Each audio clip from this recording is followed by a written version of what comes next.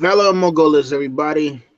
Welcome back. We are the Hypes Watch, and today we are here to discuss Sam's final chapter in A Feast for Crows, and that is chapter number 5. And with me, I have my esteemed panel of friends and associates, of course, and we shall begin the introductions. Ladies first. Hello everyone, you probably know me by now. I'm Tinku Jasso. I'm excited about this chapter even if I don't look at because it's 8 in the morning here in Spain and I just woke up, so bear with me a little bit at the beginning. It's all good. We are all making sacrifices for the cause today. Yeah. Thanks for being here, Tinker. And next up, we have, of course, long time. I don't even know what to call this man. Probably shouldn't call him in on camera though. But yeah, Lord Commander, Kraken. Hey, what's going on, all you crackheads? And I am in love with your beautiful faces, like absolutely. And I'm really excited to be here. Like we're doing this really late night, and we wanted to do this chapter. We all voted on it, and we wanted to do it for our man JD the Dragon because you know, Sam the Slayer is his favorite character, and I just wanted to support this guy, support the group, support Sam, and I'm just so excited to be here. It's a really good chapter. We have a lot of things going on. We got a lot of candles and prophecies and a whole lot of things going on here. So I'm actually really excited about this one. Next up, a man who needs no introduction, but I'm going to introduce him anyway. God damn it! It's ladies' man himself, Sir LT Giles. What's up, everybody? Live here from Las Vegas, Nevada, chilling with my Hypes Watch brothers and sisters, and ready to talk about. It's funny how characters in this series that we don't even know much about are like fan favorites, like Maro the Mage. So yeah, we're ready to talk about this. Next up, we have the man, the myth, the legend, I guess, Jerry the Targaryen Steamboat. Yeah, everyone, Jerry the Targaryen Steamboat here, and I'm glad to be talking about some Feast for Crows tonight. Get to look into the Citadel, and finally, we get to talk about a chapter full of a bunch of smart characters instead of, the usual dumb ones like Ned or someone or Rob. That's why he's a legend, folks.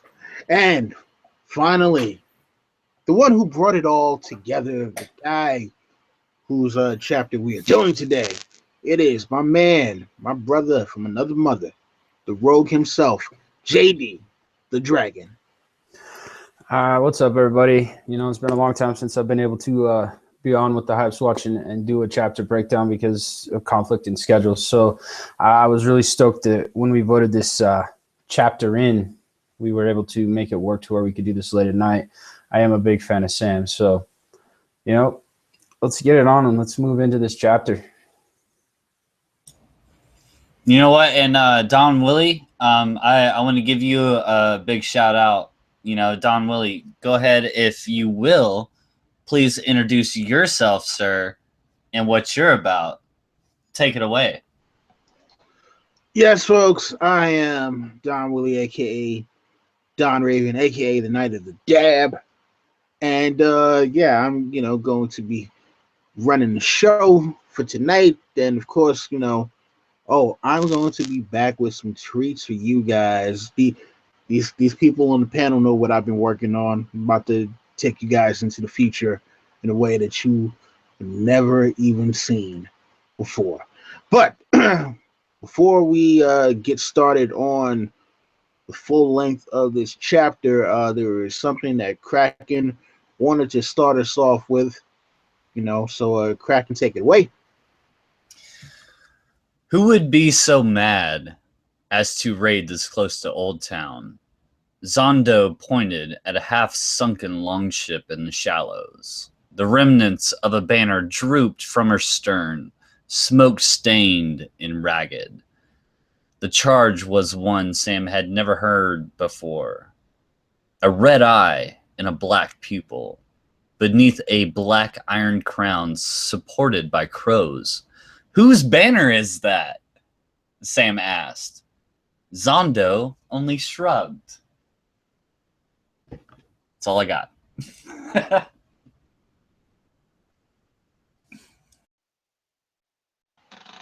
All good. It's all we need for right now. So, this is the chapter where Sam finally makes it to Oldtown after the long journey from the Wall to Bravos, burying Maester Aemon, and now finally, he is going to the Citadel. So, he's been on the Cinnamon Wind for all this time and having his trials and tribulations, trying to deal with the enormity that will be upon him and not knowing exactly what to expect. And shout out to everyone who is in the chat room right now. So he's going through the red wine straits, and he happens to see a banner that he does not recognize. And this banner, we later come to find out, spoilers, is the banner for Euron Crow's Eye. So let's start off with this one. Obviously, for the most part, we didn't know that this was Euron's banner until much, much later.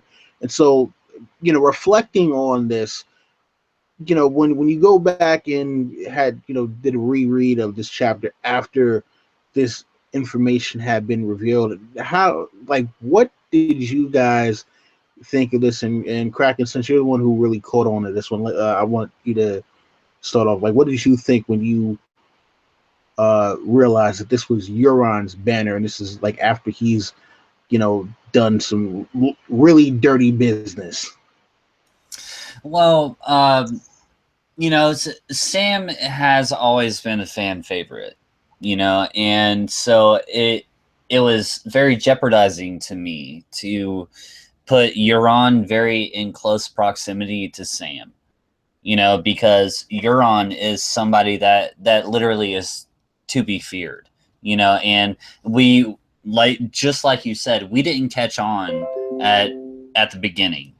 And after our rereads, and things being spoiled, or definitely after Winds of Winter chapters have been, let loose for the Forsaken, for instance, we didn't feel a whole lot of fear for Sam, but after seeing or finding out that Euron is that close to Sam, I really started to feel for my man Sam.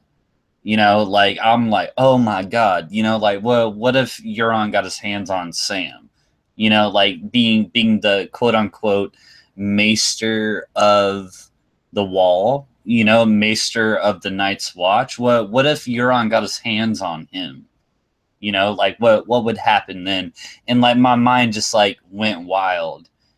So, and that's why I'm really glad to be here to talk with the rest of the Hypes Watch to see what they thought about that as well. Cool. JD, your thoughts on finding out this bit of information? Oh man, when I remember the first time I read Feast, I was puzzled at it. I didn't realize whose banner it was until later on, and I was just kind of shit. The first thought that passes through my mind is Sam gonna live? Because you kind of need Sam to live, because he's gonna be the storyteller of this whole situation that's been going on at the Wall with the Night's Watch and the White Walkers and the dragons and everything else. But not also that, he needs to be able to be there to help fight the others. So the first time when I figured out it was the Crow's Eyes banners and they'd gotten that close to Oldtown, I was like, Sam needs to leave. That was my first reaction to this whole situation, because just like Kraken said, Euron in the books is just, he's the big bad. I mean, Joffrey he had his situation. Ramsay had his situation, but as far as wicked and as dark as a character can be, and have a ruthless Euron can be, nobody can match him. So having him that close to Sam is kind of like, in the eyes of a you're looking at a true good guy versus a true bad guy. You're kind of like sitting back going, yeah, Sam doesn't stand a chance. So yeah, at the beginning it wasn't the best feeling in the world when I figured that out. Very, very understandable. Tinker, your thoughts on this one?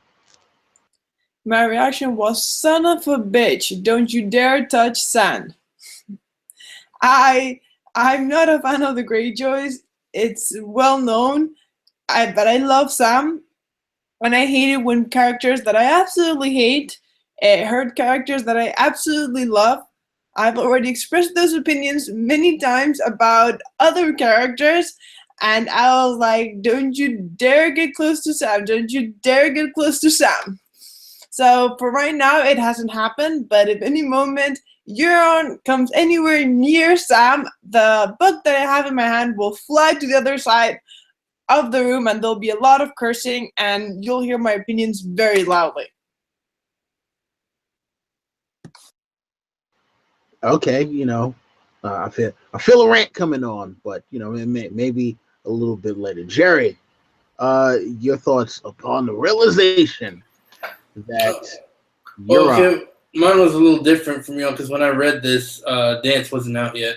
So, I didn't think it was. I didn't know specifically it was Euron. I just figured it was a Greyjoys because they've been fucking up everyone's day since Clash of Kings. So, I figured it was one of them doing some bullshit, and I think some people on Westeros figured it out around the time. So that it was probably Euron's before I went back and reread. But as far as scared for Sam, no. I knew he had several pages left, so I didn't think he was going to die right away. Well, he might get captured. What about retrospect? You're looking at it now, and especially after the Forsaken chapter, with Euron being that close to Sam, it's kind of, really close, and they're really close together. So, do you not feel fear for Sam?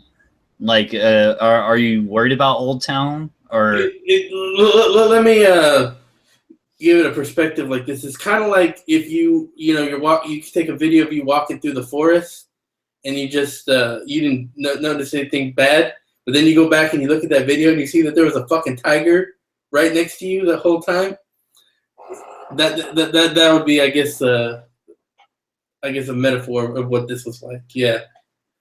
So that is a pretty good metaphor. LT, your thoughts upon the realization that Euron Crow's guy is there wreaking havoc. When I first read it, I had no idea that was Euron's banners. But let me tell you this. Okay, Euron wants to be king, right? Okay, so why would he attack Sam regardless? Okay, Sam's a nice watchman. What's he going to do? He's going to attack his boat. The Night's Watch takes no parts. He wants there to probably be a Night's Watch. I don't think he would attack Sam. But regardless, Sam and John. Okay, go ahead, Jerry. What'd you have to say? I was just going to say, I don't think he was on the Cinnamon Wind, so the Cinnamon Wind was just I don't know what they were sporting or what they were transporting, but it's not like the Cinnamon Wind was representing the Night's Watch. I know, but the thing is, what's it going to benefit Euron to kill Sam or attack Sam? Nothing.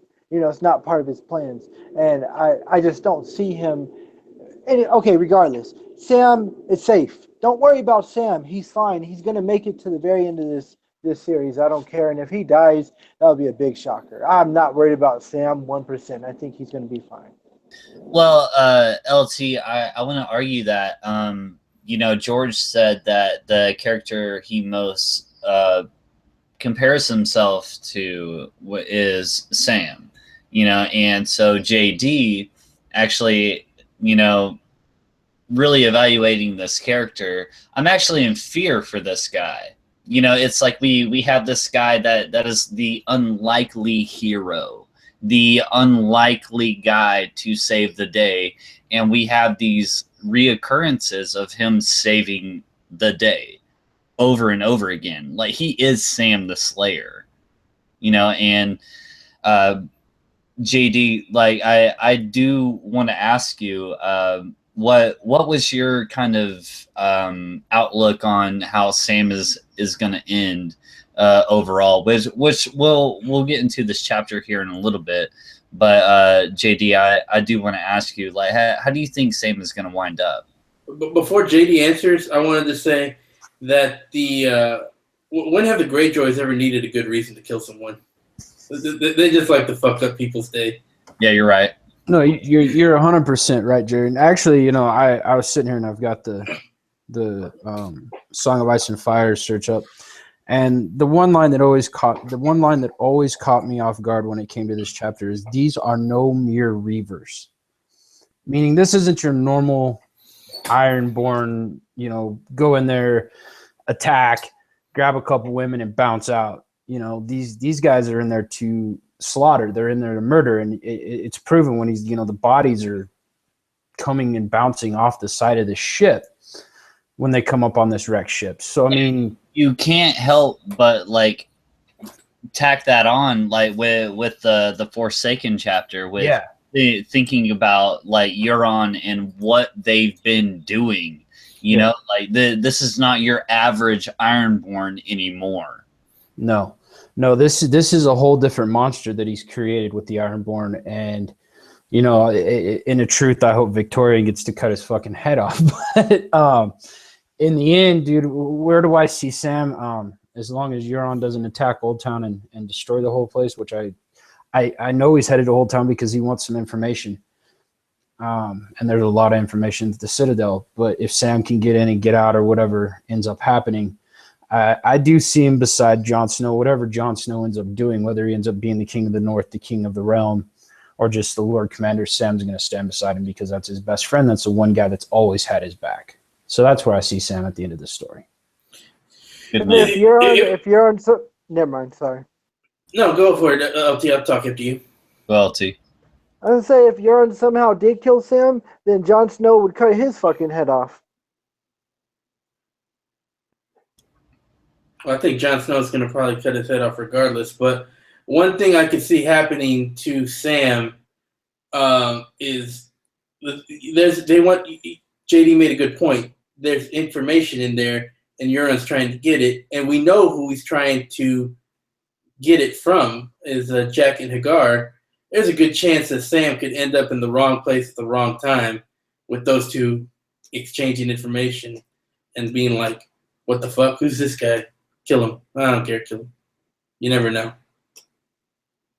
There's a good chance Sam might see something, and that's the last thing he ever sees. And I think, like, you know, like Kraken was mentioning, Sam has this thing where he gets out of things. And I think, you know, he's not the best fighter, but I think he'll get out of it somehow. Maybe somehow, you know, he's outmatched by Jack and Hagar or Euron or whoever.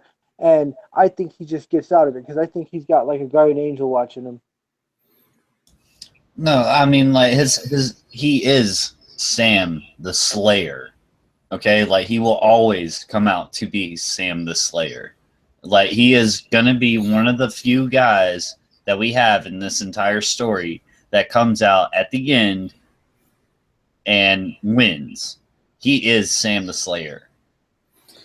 I wouldn't put any definitives on Martin. I mean, yeah, that'd be cool. I love Sam. I mean, I kind of look like Sam, so I'm a big fan of Sam. So, yeah, I could definitely see that happening. But I could also see, you know, him becoming Sam the Slade as well, just as easy, just because that's how Martin works. If he dies, it's going to be sacrificing himself or protecting somebody. I guarantee it. Jerry, you're about to get slayed, dude, by everybody on this panel, dude. No, Yeah. Jerry has a point. George can be a bastard. You're absolutely right. Yes, you are. But I do admit that I really want him to survive until he's one of the. I think he's generally one of the few characters that really deserve to survive to the end. You know, he's one of those characters. What has he done? What has Sam has? what has Sam done that deserves to die? Nothing. He's like one of the only characters that's not screwed over anyone, that has not made any mistakes, that has screwed over people. Like, he's the one of the only persons that has always been there to back other people, to help other people, that he's genuinely nice, that he's kind, that he's got to be one of the few characters in these books that actually deserve a semi-happy ending, because there's no way that George is ever going to give any character a full-on happy ending. Well, okay, yes, a lot of characters here, that do die. Yes, they deserve to die, and I hope they burn in hell. But there's also a lot of characters that have just not deserved anything, and they still died. Yes, I know, and then all of them are already dead, so he's one of the few that are actually left, so let's hope that he actually makes it to the end. Well, and Sam is like in what we want. Let's talk about what we want from Sam. Like, Sam is gonna be that guy that he's read the books, in the from the Night's Watch. Like, he's read those books in the libraries, that he knows certain things, and then he's going to go down south to the Citadel, and he's going to learn even more, and we want him to be that guy that knows, so much, like above and beyond everybody else. I don't even think that Sam has time to become a maester. Like, I think it was Marwyn was telling him to, forge your maester chain, and don't talk about dragons, do this, do that. But what's going on? He's going to find something in one of those books that's going to be very important to bring back to the wall. I think he won't even become a maester. I think he'll be leaving the wall, because if we think Euron's attacking Citadel, he's going to have to escape. And he's probably going to have a special book or something that he has to bring back to Jon to help Jon. You know what? And LT, I completely agree with you. I do not think that Sam will be a maester. I do not think that he will be a maester. I do not think that he will go through the trials and tribulations of, like, becoming a maester. He will not forge his chain. He will literally just learn and get knowledge, and then go back north and help Jon Snow defeat the White Walkers. All right. Well, look, I think we might have been getting just a little ahead of ourselves. I think this might be best to save after we've done the chapter. What Sam's doing next. Sorry. My fault. No, it's all good. It's all good. No. All right. So next up we get reports of the high towers and kind of their goings on. It's funny because we still haven't actually met any high towers in the story yet. We hear all their names, but as far as actually interacting with an actual high tower, that is yet to happen. But Sam is trying to figure out what he is going to do about the Gilly situation, because Gilly is with him and cannot go to the Citadel, and she cannot take little Monster with her either. So he's like, hey, well, you know what, should I send her to my dad's house? But with all the war that's going on, because they know that things are going down, as it was said before, these Ironborn are no ordinary reavers, and it's one of those things where they're just trying to figure out, okay, well, how does everyone stay safe when like half of everyone's armies are kind of scattered all over the place? And so Sam decides he is just going to leave Gilly on the Cinnamon Wind for right now until he can figure out something a little more concrete. And obviously, and another spoiler for anyone who hasn't watched the show, and I know we're not here to talk about the show, but he does something different there. He decides to take her to his father's house, but he doesn't do that here. So what did you guys, think about him deciding to leave Gilly and the baby on the Cinnamon Wind? And Tinker, will let you start this one off. Well, I understand his thought process and his worries and all this kind of stuff. I really genuinely worry for Gilly because he's inside of the tower. He's got a bit more protection, but she's there in the boat, and we already know that Euron's coming. And from if only Euron comes, it'll take Sam a little while to figure it out. It'll take Sam some time to actually get to if she's not there with him, if anything happens, he's not going to be there to be able to help her. The people in the boat, well, they're not really going to care about what happens to Gilly. They're going to be thinking about themselves. It's only they're attacked. Maybe they'll want to flee. There's a lot of things that could happen if they're, people are separated. It's not like here now that we've got cell phones. You're like, hey, Gilly, things are going wrong. Things there. If people are separated, then people can get lost. People cannot find each other. People can go. Things can go really, really bad. So when he left her in the boat, I'm like, we've seen it many times in the books. When people get separated, you leave someone there, and then you're like, oh, we'll meet later. I'll decide later. Things do not go well. And I was like, ooh, something is gonna happen there clearly, or they would have gone together. They would not have separated. And either that ship's gonna leave because they're gonna see the Greyjoys come and they're like, we're out of here, or that ship's gonna go down, or she's gonna get lost, or something's gonna happen. But the moment that they separated and he left her in the ship, I was like, ooh, I think this is bad news, especially after the last chapter when we saw about Euron, because he clearly wants to attack Oldtown. Yeah, this is very true. It was one of those things where after all that the two of them have been through, you would figure, it's been months. He should have had a better plan as to what he was going to do with Gilly when he got to Oldtown. Yeah, I was like, what are you doing, dude? Take her with you. Hide her somewhere. Make her look like he's a guy. I don't care. And I know she has a baby, but I was like, seriously, you just leave her there? That's the whole extent of your plan? That's really funny that you say make her look like a guy, because we're going to get into Alleras a little bit later, who is That's exactly why. pretending to be a man, in the same chapter. So I completely agree with you, Tinker. I completely agree with you. All right, you know what? We're going to have Jerry weigh in on this one. Well, I'm wondering if she might already be dead, because, he left her up, one, he should have definitely just sent her to Hornhill. There is his dad and brother aren't even there. It's just all the girls. He should have just sent her to Hornhill. And that's one of actually Sam's biggest flaws.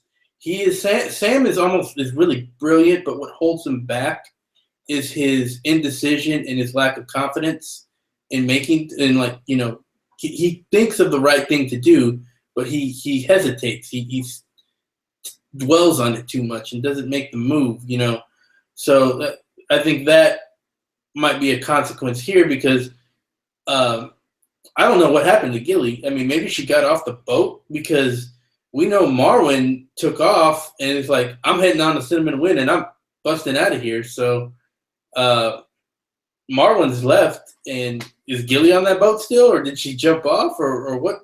I don't know what happened.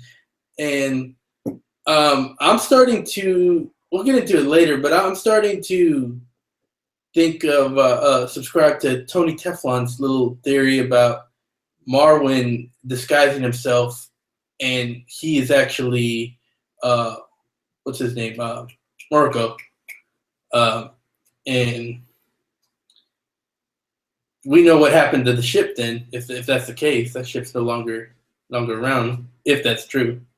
So I think that would be interesting. Okay, you know what? I don't think I heard that theory, but that is very interesting. You mean Makuro? Yeah. Okay. Makuro, Marco, whatever you want to call him. Don Willie, it was basically saying that Makuro knew that, and Marwyn knew that the ship was basically going to go down, and they were going to meet up with Dany. Pretty much. Okay. Interesting. He's telling a false. He's disguising himself and telling a false story to Victarion. So that would mean the Cinnamon Wind. If that's the case, the Cinnamon Wind's is done.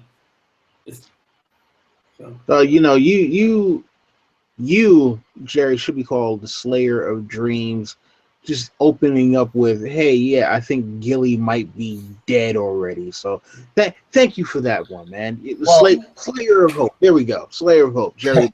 Jerry the Slayer.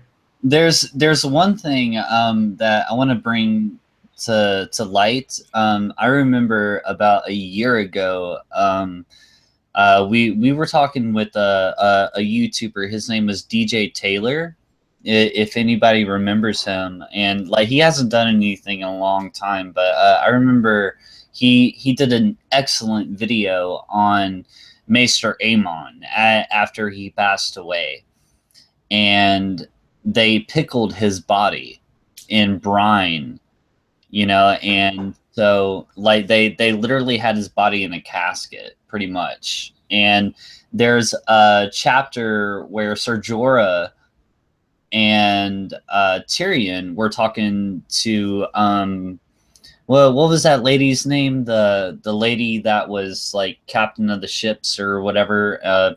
You guys know who I'm talking about. But anyways, so they actually got on a ship and there was a pickled body. And we want to talk about Euron and kings and king's blood and holy men and holy blood. So like now we have, the people transporting Maester Aemon's body, which Aemon is a Targaryen, and he was supposed to be a king.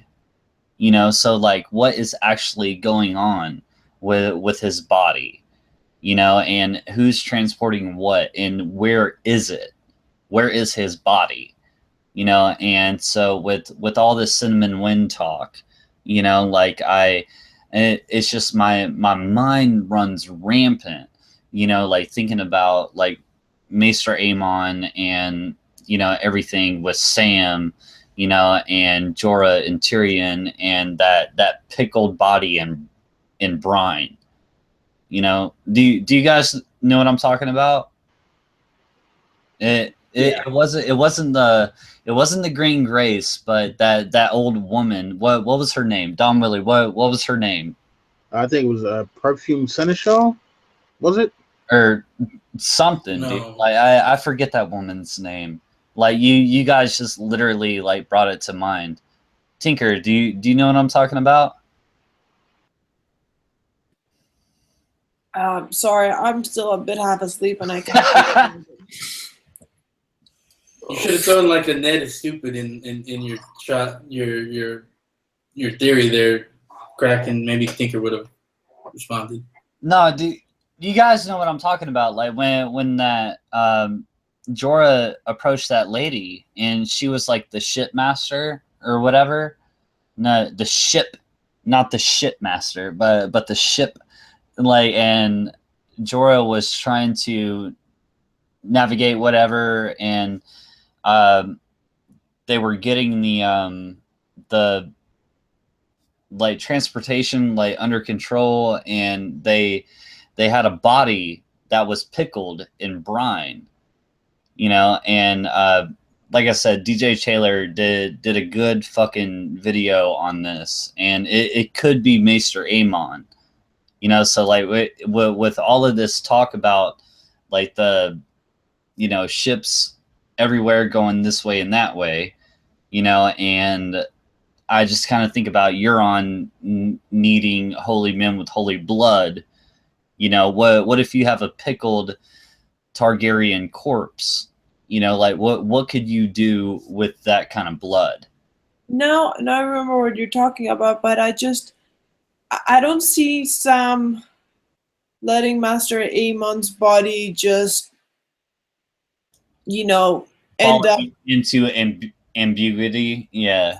Yes. Well, he has to hurry then because Marwyn's was ready to take off. Well, we'll get to that in a little bit, but I just don't see Sam, not taking care of Maester Aemon's body. He's, in some things, Sam is so responsible. He puts, he takes care of so much, and he respected Maester Aemon's. I don't see him suddenly losing track of a corpse. Well, speaking of losing track, we kind of got into the woods here. Yeah, we'll come back to this when I think we need to come back to this when we talk about Marwyn when he takes off. But let's move on for now. What did you feel about Sam leaving Gilly on the ship when he departed? It's kind of a two-sided coin. On one side, he had to do it because he knew for a fact that when he got there, they would have kicked her right out and him as well. So for him to be able to get into the Citadel, he could not have her with him. On the other part of that, he's leaving with a bunch of Tyrashi soldiers. Can't speak tonight. Tyrashi ship crew, and there's a chance that they could bounce out. Well, they say they're staying a couple days if shit doesn't go wrong. So it's a two-sided coin. I mean, for Sam, that's a really rough decision, and in that process, he put John and the realm in front of Gilly and the baby. So that's how I see it. Tis very true. No, that's right, Jerry. Yeah, you're the one who just killed all hope. So, LT, your thoughts on this? I don't think it was a really bad thing to do. I mean, he had to put him somewhere. I mean, yeah, he should have sent him to Horn Hill. But I just want to talk about, today I listened to it on audiobook for the very first time. And Roy Dotrice pronounces Gilly, and it's pretty funny. And the guy in the boat, the accent, he sounds like, he reminds me of Sebastian from Little Mermaid. The way he's talking, it's so funny. And I think it was Gilly that poked Sam in the stomach, and he's like, I'm not as fat as I used to be. So Sam must have lost weight because he's saying, I'm not as fat as I used to be. Well, it's because he didn't have anything to eat but fruit. Sorry. Well, yeah, okay, but he didn't have anything to eat other than fruit on the boat, fruit and fish. So that's why I said he had no fattening foods. So that's why he lost some weight out on sea. And I don't think he's doing very well at the wall or beyond the wall. Yeah. Although he still somehow he maintained his weight at the wall. So I don't know what he was doing. Nothing bread and hard salt beef. I guess. I don't know. And listen, man, bread I was gonna say calories. So. Well, yeah. Well, bread can come off if you work out a lot, but yeah, I guess Sam doesn't. He's too busy reading all the time, so it's just gonna stick there and make him fat. Yeah, there you go. There's the explanation. But as far as Roy Dotrice goes, that's why you listen to John Lee instead. So you don't deal with Roy Dotrice in this book. Roy Dotrice is a fucking legend, okay? Watch him out there, you bloody bastard. Anyway. All right, so after this, we get Sam, who is on his way to the Seneschal court. Now, what was interesting about this is, he's seeing all of these different sites, and he's just so amazed by being in Oldtown, and he's in all of the Citadel. And finally he gets up to the Seneschal's court, and he's like, hey, yeah, look, I'm Sam, I'm here to be Maester. Here's letter from the new Lord Commander. And Seneschal is basically just super dismissive of him. It's kind of like, yeah, okay, like, what the hell are you here for? Okay, how the hell is this guy Lord Commander, etc., etc.? And he's just like, oh yeah, just go sit off in the corner.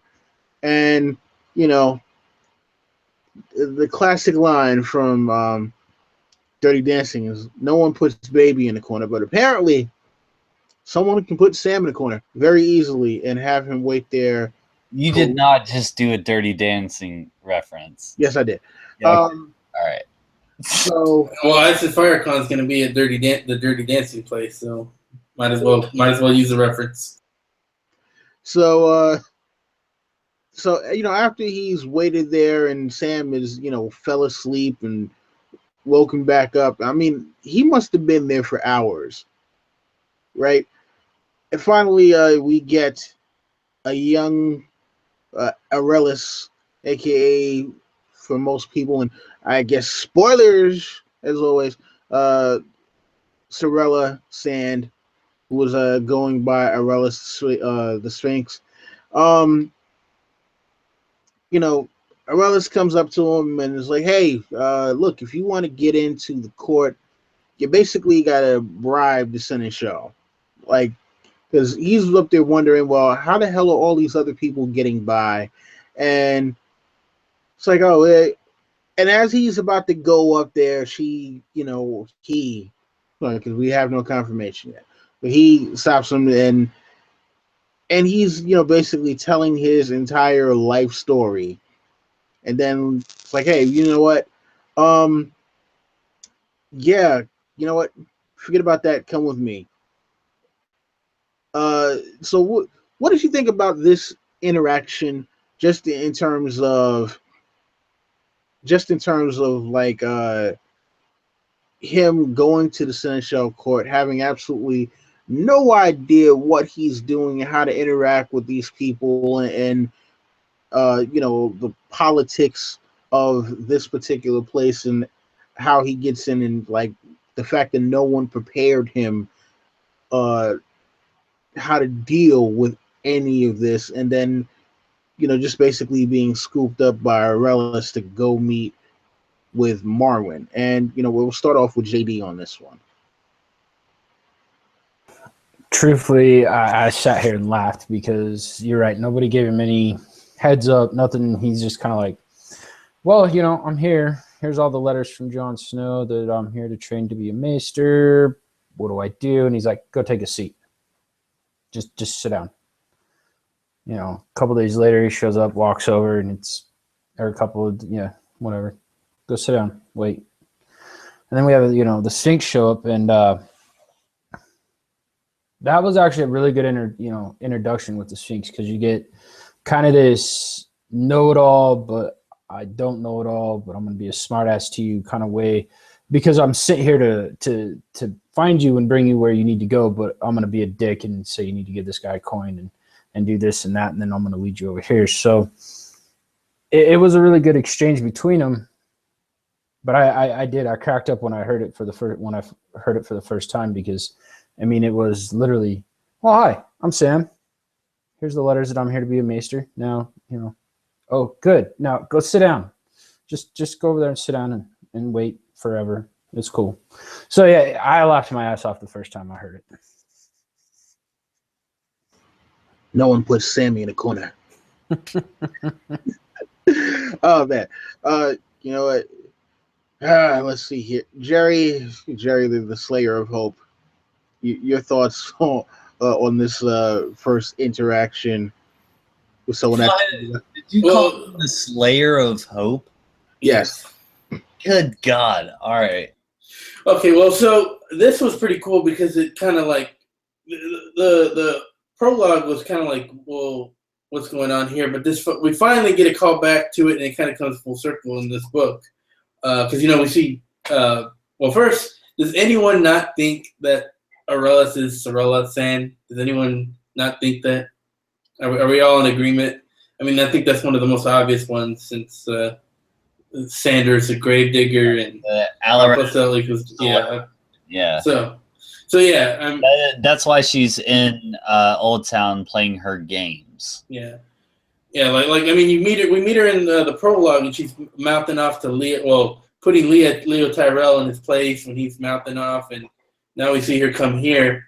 It's kind of funny, like when she's like, they call me the Sphinx, and Sam's like, the Sphinx is he does the thing that he says the thing Aemon says, Sphinx is the riddle, not the Riddler, and she's just like, what the fuck are you talking about? He's like, do you know what that means? He's like, no.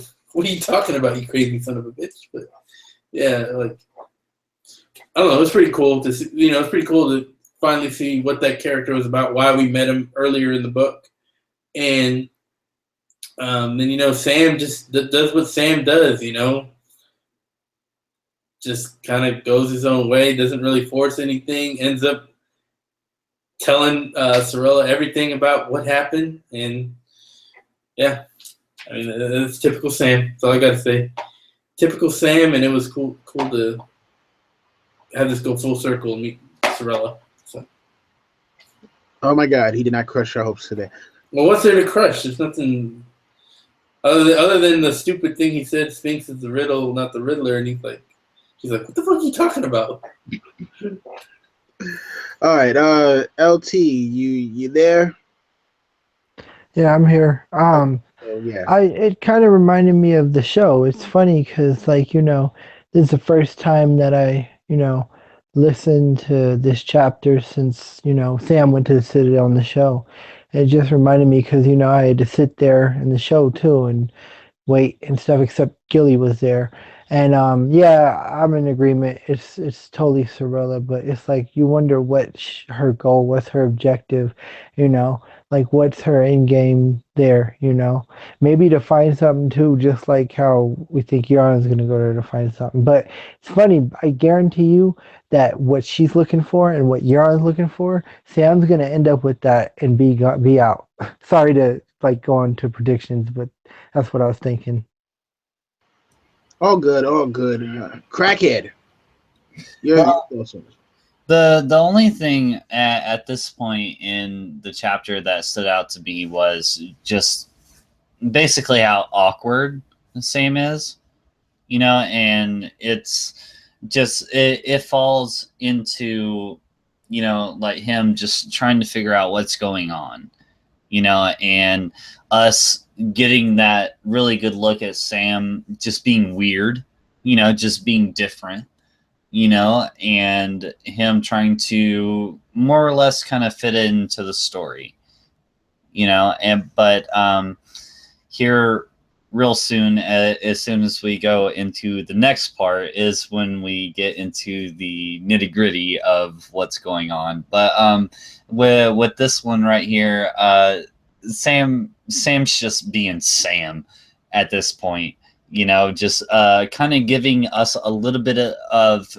comedic, or comedy, with him just being a little bit different, and us just kind of laughing at the guy, but we know that he is Sam the Slayer. Like there's things that he is going to do, that is going to just basically drop bombs on Westeros. Like Sam's going to be the one to do it. So that's just my little 2 cents. He's just so aloof. It's funny. Yeah. All right. And of course we have the lady who will not be disguising herself as some guy trying to learn some stuff because she doesn't have to. Tinker, take it away. One of the things that reminded me when I was reading that I thought very funny was it reminded me to the DMV. You go there, you get on the list, and you wait. And you wait. And you wait. Except that this time it's rigged because you only had to pay him to get ahead. But he doesn't know that. But it was just so any place where there's administration and queues and stuff, they're the same everywhere. No matter if it's just a fictional fantasy book world. I just found that very funny. It actually reminded me of a fancy restaurant where you give them the $20 handshake to get a table.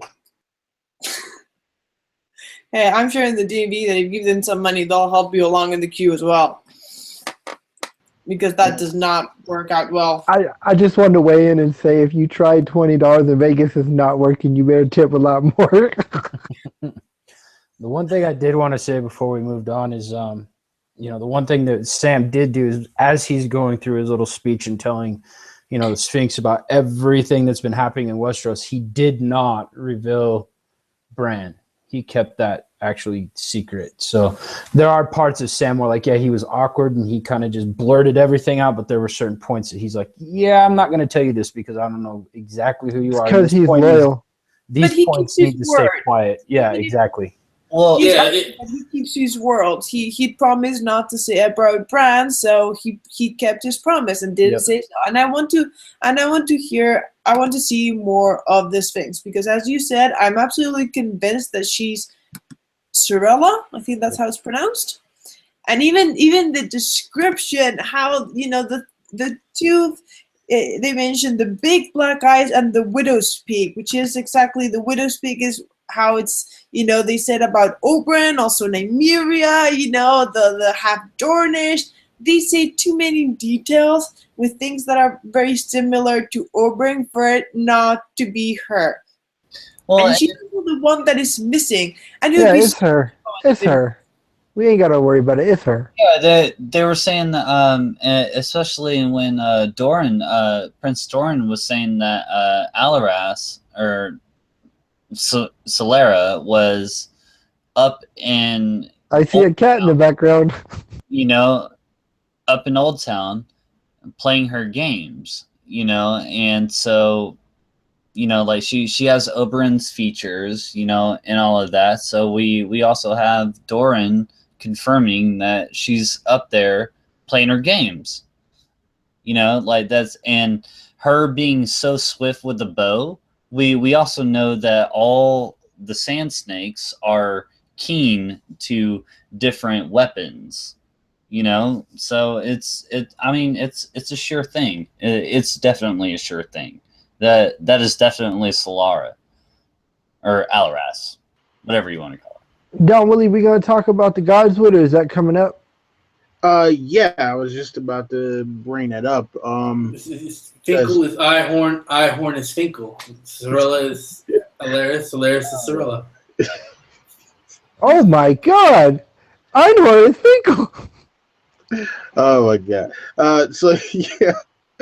All right. So next up, we have Sam, who is being taken to see Marwyn on the Isle of Ravens, and on the way there, he actually recognizes Leo Tyrell, but he doesn't get a chance to talk to him.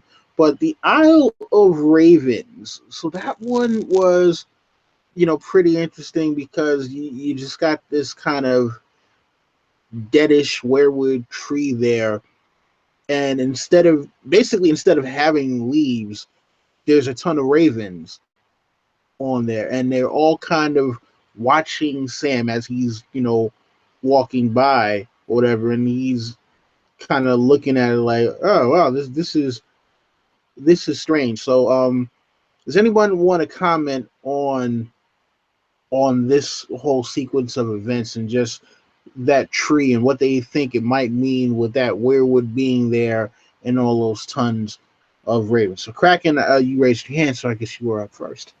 The only thing I honestly have to I really don't have a massive critique about this, but I just have to say, like, welcome to Oldtown and welcome to the Citadel, and with the high tower, and everything. Like it's like the giant beacon of Westeros, Oldtown is basically, and so Sam is just literally experiencing all these different things, the Isle of Ravens, like in my mind, I was like, well, you could look into that, like it's some kind of unique thing, but what if the Maesters just that's just like a breeding ground for the ravens, like to get the ravens to send them wherever they need to go, or it's just a housing of ravens, like people,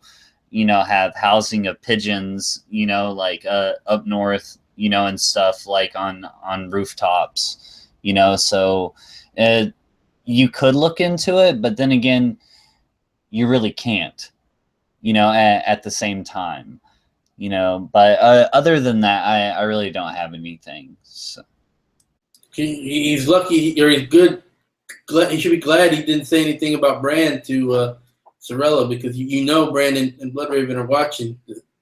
they're warging into those birds, and if he would have said something, they would have pecked his eye out or something. It's just like AU Pack Mule just said. It's a rookery. Like it could be looked at as a rookery. Thank you, AU Pack Mule. I did have something to say about this, because I remember when I read it, I thought it was very strange that there was an actual werewolf tree there. Like a lot of the werewolf trees south of the wall, they just got cut down by the Andals. And right there is where the Citadel is, and Oldtown is also where the faith of the Seven there. It's very, very strong. I doubt there's a single person who still prays to the old gods. And I found it very strange that they still actually kept the tree with the point of view that they have of the north and the old gods and all of that stuff. And the tree is kind of half dead. There are barely any leaves there. It says that there's like purple moss in the tree. So clearly they haven't been taking, a lot of care of it. It seems that it's they kind of have abandoned it. It's left there, but I still found it very interesting that it was still there. And he made a point to say that there was still a face, even if it was covered with moss. So, and there's ravens there. We've already seen that Bran will be able to enter the ravens and will be able to go through the tree. So I did find it interesting to see if at some point that tree would be used for something very specific, maybe get in contact with Sam, because Sam and Bran are two characters that have been in contact. They've already met in the books. That's why he hasn't said anything about Bran. And Sam is going for more information down there in Oldtown. So I found it, maybe there's a specific purpose to that tree, even if it is half dead. There could be a purpose to that. I'm sorry, Jerry. I'm sorry, Jerry. But like there could be a purpose to that tree, and like me and you probably think that there is a purpose to that tree. But like in the Citadel, you're talking about a group of people that are scientific men, not magical. Right. That's why I was like, if that tree is still alive, even if it's half dead, in that place with these people that think this kind of things, it has to be for something. Well, I mean, but like they've scolded people. Like, okay, let's take Marwyn for instance. Like Marwyn has been kind of beaten down. Like he's been scolded. He's a practitioner of the dark arts. Like he's into dragons, magic, and stuff like that. But the Citadel as a whole, they are very scientific men. It's like a community of doctors, and of being very educated men, and you're totally right. Like if they're solely, doctor people and by the books and by physics and medicine, why is that tree still there? I'm going to say that I think that really hints to Oldtown being older than the Andals, because we don't know exactly how old Oldtown is. It's been there. Right. There's no records of when it was built, so I'm guessing it was built during the time of the first men who did, kind of worship the trees. And also, this is the Isle of Ravens, so we learn. There's a lot about Ravendry learned. So I'm guessing originally there was. These were the people who would study how to, get the ravens to talk. Because remember, when Blood Raven says ravens, they didn't used to carry parchment. They used to carry actually words and speak. So I'm guessing they probably have all the secrets of that there. And, someone like a Walgraves, that's what he spent all this time learning about. He probably doesn't believe it's true the way, Lewin studied magic, but he doesn't believe it's true. Walgraves is probably the same way. He studied all this kind of ravendry about how ravens used to speak and stuff like that, but he doesn't believe it too. But that's why they still have it there, for studying purposes like that. You beat me to it. I was going to say Mr. Lewin was a prime example of this mindset that the Citadel or Maesters in general have. You know, like you literally beat me to it. You know, but you and I both know that there's way more going on than just what the Maesters and the Archmaesters of the Citadel of Hightower, in Oldtown believe. Like that's why like I said, quote unquote, the dark arts are shunned upon. Like because there is way more to it, and all of us here and all of us watching this video, like we all know that there's way more going on than what the Maesters know. Well, I've always kind of wondered that if the Maesters, the reason they look down upon it is because they do know. They know what is up. They're just they're scared of it, and they want to pretend. They want to like kind of like if they convince everyone it doesn't exist, maybe it'll go away, kind of a thing. Does that make sense? Maybe it's similar to the Vatican. I mean, the Vatican, that's probably where all the information is that's hidden that we can't get into. Maybe they know about a lot of stuff and they're scared of it, you know? Well, LT, Bigfoot was last seen in Virginia. Did you know that? No, I had no idea. You know that? Yeah. I saw the chupacabra, Yeah. And you're in Texas, so like you're really close to Mexico. So like, did you actually see a chupacabra like come up? Like, well, it was crossing the street. Well, I wasn't trying to be funny. This known that a lot of the world's secrets are in the Vatican, so I don't get what you guys are trying to be funny about. That's just Kraken being a crackhead as normal. So, yeah, fucking thanks for inviting me to the video. Everybody knew what they were getting into and what they signed up for when I fucking signed in on this one. So, Don Willie, take it away, sir. Yeah. But yeah, great insight, LT. We will not suffer Krakens being a goddamn crackhead right now. Anyway,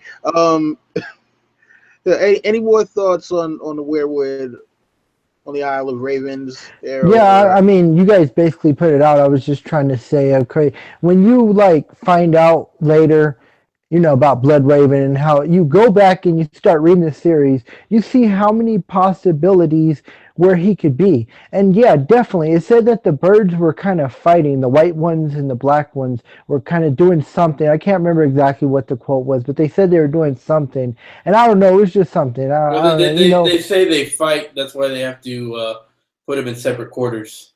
Yeah. And you just know that Bloodraven's everywhere, and he's watching, man. Him and Bran are watching. Black Ravens and White Ravens fighting against each other. And look, why can't the Ravens just all get along? And I have I was gonna say I have like a theory going around what powers much of the is that like not only did Bran like when Bran goes back into time, he's actually skin changing into a tree. He's not actually like using the tree. He's actually becoming the tree, and that when children of the forest die, they do a second life into the werewood trees. That's the theory I got going. And so with no children of forest around to die and go into the werewood trees, or anyone really, and no blood sacrifices of anything, like how Ned's been blood sacrificing to the werewood trees for all the heads he's been chopping off there. That's why it's dying. Like it's not being cared for either through that's an awesome theory, Jerry. Or any blood sacrifice. So that's an awesome theory, Jerry. I like that one, man. I don't know if anybody's in the chat, but it was pretty funny. DJ One said that Bigfoot is a wild link. Makes sense. Makes sense. Hey, what if Sam actually learns how to communicate through the trees? Like not necessarily like Bran style, but what if he's actually able to talk to Jon from Oldtown? Like instead of sending a raven, No. It wouldn't be through the trees. It'd be through the glass candle. That's where He'd be sending him dreams. He's not going to be talking to him through the So, tree. like, I but agree with you, Deep. but before we get to the glass can, well, shit. Let's talk about that when we get to it. Plus, I think John will be dead a little bit longer in the books than he was in the show. Oh, shut up, fucking Jerry. Jesus. I think his rise will be more epic. Yeah, but even then, it's gonna take Sam a little while to figure these things out. I don't think John's gonna be dead that long. We'll see. No, Tinker, I agree with you. John's going to come back pretty quick. Just like he did in the show. He's going to come back pretty quick. Yeah, I mean, we'll see what happens. You know, whenever we get the goddamn book choice. That's a good point. Yeah. Oh man! All right, so Yeah, at this point, we're almost at the end of the year, and we haven't even had any news. I mean, you know what? Yeah, it starts to make me wonder who is the true Slayer of Hope. Is it Jerry or is it George R. R. Martin himself? But moving right along. Oh, you see why I love so much Martin stuff. It's Jerry. Yeah. Oh, Jerry is Martin. There we go. Yeah. That's why he runs around slaying Hope. Jorge Martinez. Yeah. So, all right, moving right along. So finally, we get Sam, and he meets Marwyn, and he's chewing on sour leaf. His lips and his teeth are all red, like he's been sipping on a cherry Slurpee or something. And he's talking about glass candles, dude. Here looking at stuff like the Valerians do with glass candles and stuff, man. I knew you were coming, man. Saw it, man. Saw it on glass, bro. Sup, bro? Wait, is he a bro? Is he a bro, or is he like a Mexican bum? Like I don't know. You went kind of both ways. I mean, nah, man. I've always kind of pictured Marwyn as a hippie, and he's just like, dude, like, man, listen, you gotta taste this sour leaf, man. Like it'll really expand your mind. It's like meeting that epic guy at like Burning Man, which is like a big festival here in the USA, and it's just like epic hippie guy that's just like constantly on psychedelics. He's like, dude, fucking, we've transcended, man. Like we've fucking entered a different plane, man. Like fucking, I got you, Don Willie. I know exactly what you're talking about. Yeah, so Marwyn's there, and he's just like, Sam, you gotta understand, dude. I got shit to tell you. Got fucking information, bro. It's all here in the scrolls. Okay? It's all right fucking here. Sam's sitting there kind of shot Not really the way you're saying, like, I got something to tell you. I got something you need to understand with those glasses. Just reminds me of Morpheus. Fucking dude, like all I can see now is Don Willie. Like if I ever go up to New York, Don Willie's gonna be sitting there like with a fucking red pill and a blue pill. I'm gonna be like, dude, I just wanted to go and get coffee with you. Like I don't know what's going on. Willie, are you telling me I'll be able to dodge bullets? Oh my god! You, like LT's gonna be like, yo. This man, I'm just telling you. Once you unlock the knowledge that is inside these books, you'll find out you've been living in a dream world. But once you wake up from the dream, you'll be able to do anything. We're getting a bit of course. Yeah. So anyway, not really. We were just talking about. It's all about Marwyn and his dude. Look, man. Like I brought you here for a reason. I brought you here for a very good reason, because you need to learn the truth. And the truth is, the Maesters don't want you to know the truth. And the bigger truth is, the Maesters are fucking up everything. I'm the only one. I'm the one who's been. Since we're on Marwyn, could I lay out some stuff? Yeah, LT, go ahead. Let's talk. All right, Wait, so what's I was just thinking about this. Okay, so we all know that people think that the Maesters are the ones who are responsible for killing the dragons. Obviously, Marwyn wants to leave to get to Daenerys, right? So, all right, so Marwyn, he knows these guys are all on some bullshit, right? So he goes with Daenerys, right? And basically he joins her team.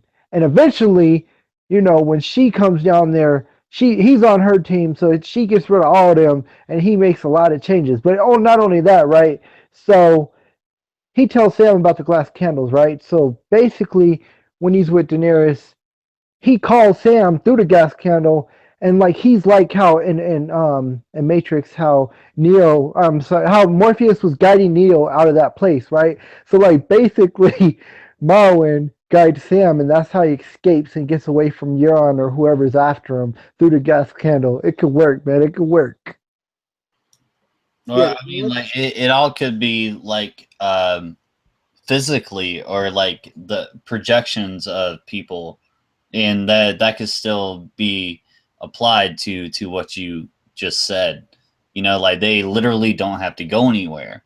Like, and we don't know how these glass candles work. Like we really don't.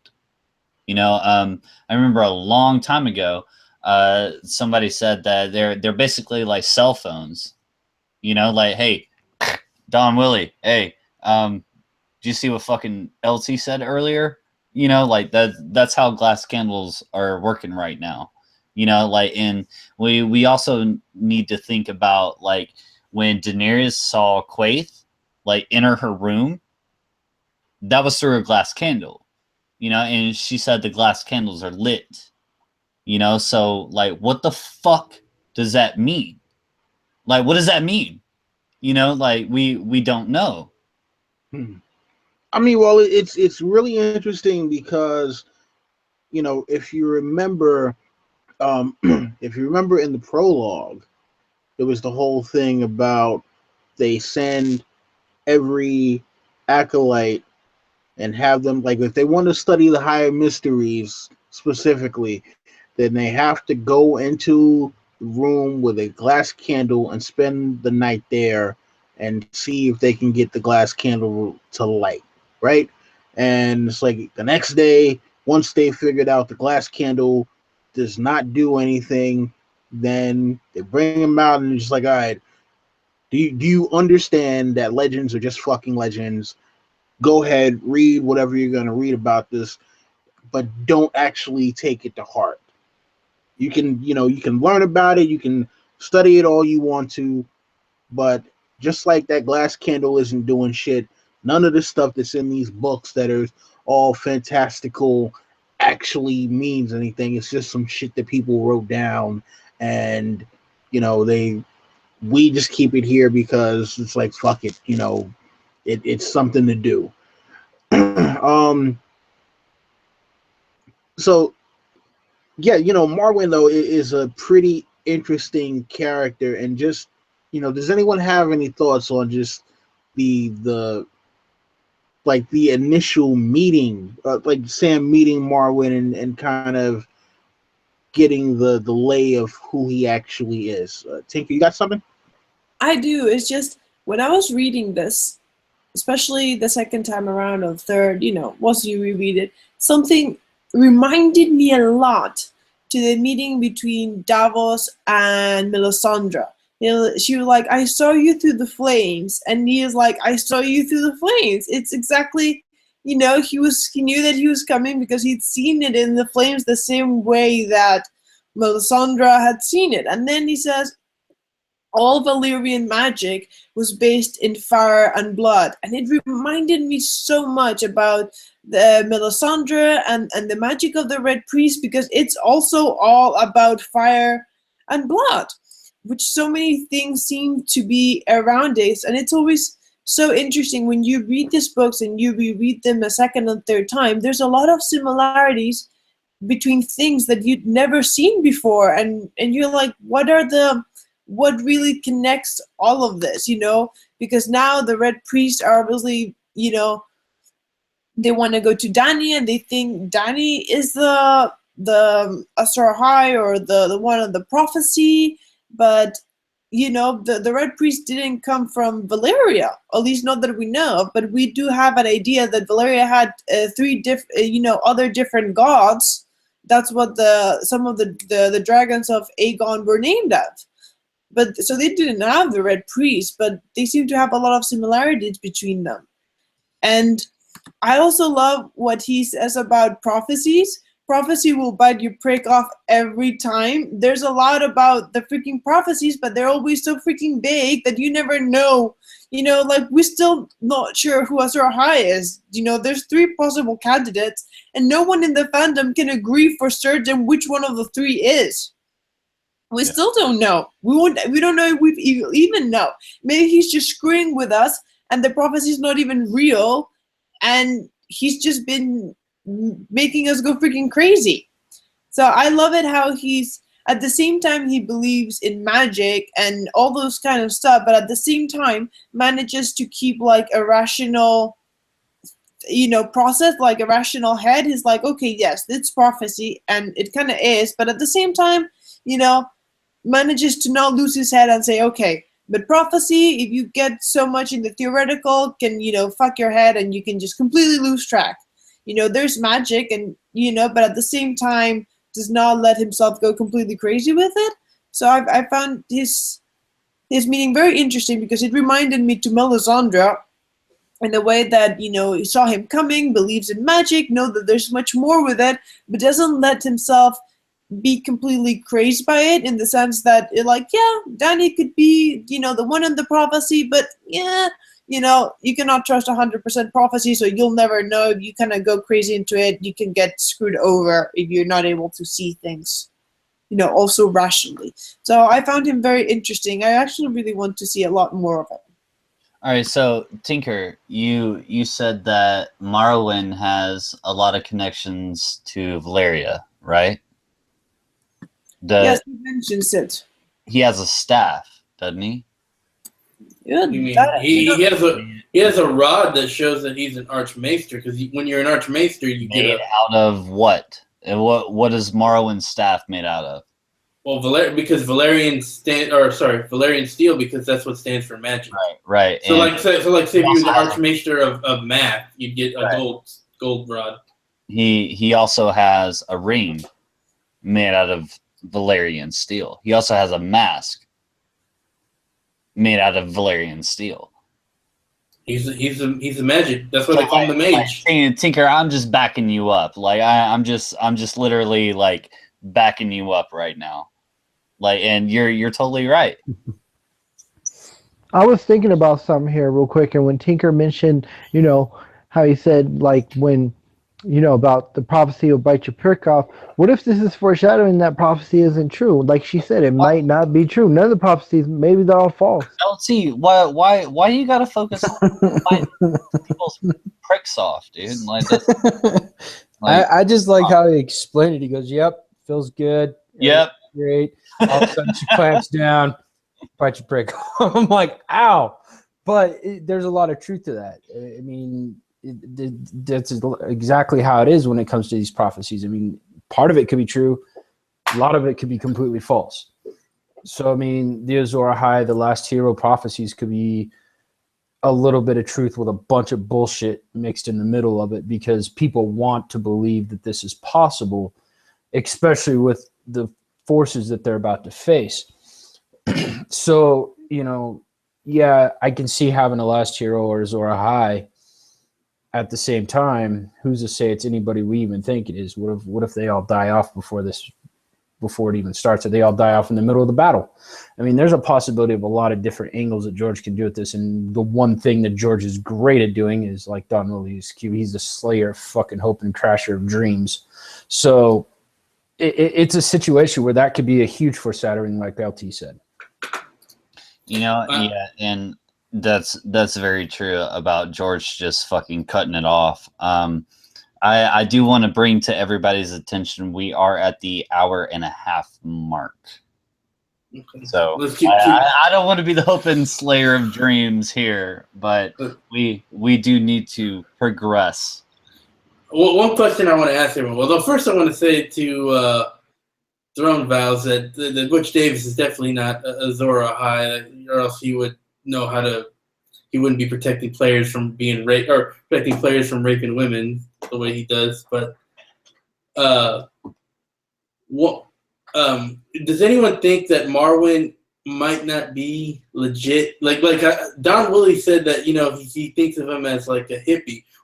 Is there any? Do y'all think there's any possibility that he might be like those idiot conspiracy hippies that that believe nonsense like that we never landed on the moon, or that Bush did 9/11, or Marwyn's legit. Marwyn's legit, dude. Does everyone think he's? I think it's legit. Yeah. I really think it is. I mean, he knows way too much, and in fact, I actually wanted to get into the whole thing about him talking to Sam about Aemon, because he mentions that the Citadel let Aemon basically rot away on the wall when due to his lineage and just a whole other a bunch of other things surrounding him, that he really should have had a much greater position amongst the Maesters. And it's one of those things where I'm wondering how much did Sam actually know about Aemon, other than the fact that he was Aemon Targaryen, right? Well, like when you're the Maester of the Night's Watch, I think that you're a greater Maester than the Maester of King's Landing. Like that, in my opinion. I don't know. I think Aemon is a rare case. Well, of course, Pycelle's a freaking punk who's a traitor and a criminal. Pycelle is elected to be that Maester, is he not? Yeah. Like he's elected to be the Maester to the king. Although I do wonder how much pull he had, because remember when they tried to replace Pycelle? They sent another guy that was from Highgarden, like came from Highgarden. Yeah, and Ty was like, "Get the fuck out of here! No, we're getting a Lannister." Yeah. So like in my mind, like if you're actually the Maester at Castle Black, you are the most badass Maester. Period. That's not what they think. I would have to disagree. That's what I think. I would have to say the Maester at the Dreadfort is the best. No. It's like no, the most the one who pees his wait the one who pees his pants. Yeah. Yeah, I'm being funny. No, I mean like seriously, like even let's go back a couple years. Like even if Maester Aemon wasn't there, like don't you think that the Citadel would place, even though so and so might not believe, everything that's going on at Castle Black with the White Walkers and whatnot, but don't you think that they would place the best Maester that they could? No, let's look at Eastwatch and Shadow Tower. John himself says that those Maesters are almost useless. The only thing that they could do really is send ravens. One of them is more of a warrior than a Maester. Well, let's just talk about Castle Black. Well, I mean, I would assume that Aemon is the outlier. Like the previous one was probably like this ones that they're getting at Eastwatch and Shadow Tower. I agree. During the books, we've seen that it's been a very long time since the South has any kind of respect for the Wall. It's become a place, it's they say that there's never been less of the Night's Watch ever. They can barely feel the castle. There's like 1,000 of them, and that was before the battle. Who knows how many are left now? And it's become a place for criminals, for rapists. It's decayed. It's been falling apart, and they believe that all those myths, how did they say, crumpings or whatever they say to mock the Northerners, they think that it's like these northerners, they're just wild, and there's only wildlings. They don't think it's any place of any respect, of anything worthy, so they just send their failures there. Maester Aemon was different, and they sent him there because of his lineage, and they wanted him out of the way, because he mentions very clearly that they had no place for Valyrians. They don't want them there. I love when he mentions that they're the ones who killed the dragons. They're the ones, yeah, it's not brave men who killed the dragons.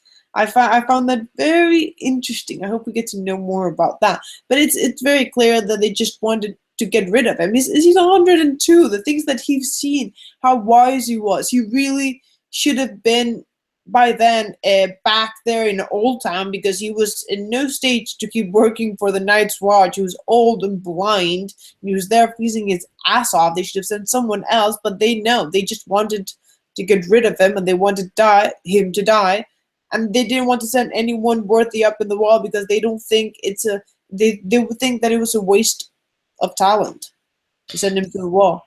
Yeah. Even if we know that the wall is a place that really demands respect, and that there's shit gonna go there, and they should respect the Night's Watch, but they don't believe that. They seem so, they're very close-minded, that most of them have never left the South. They're there in their little books and with their little close minds, and they're not capable of seeing farther away than that until, magic shit descends upon them.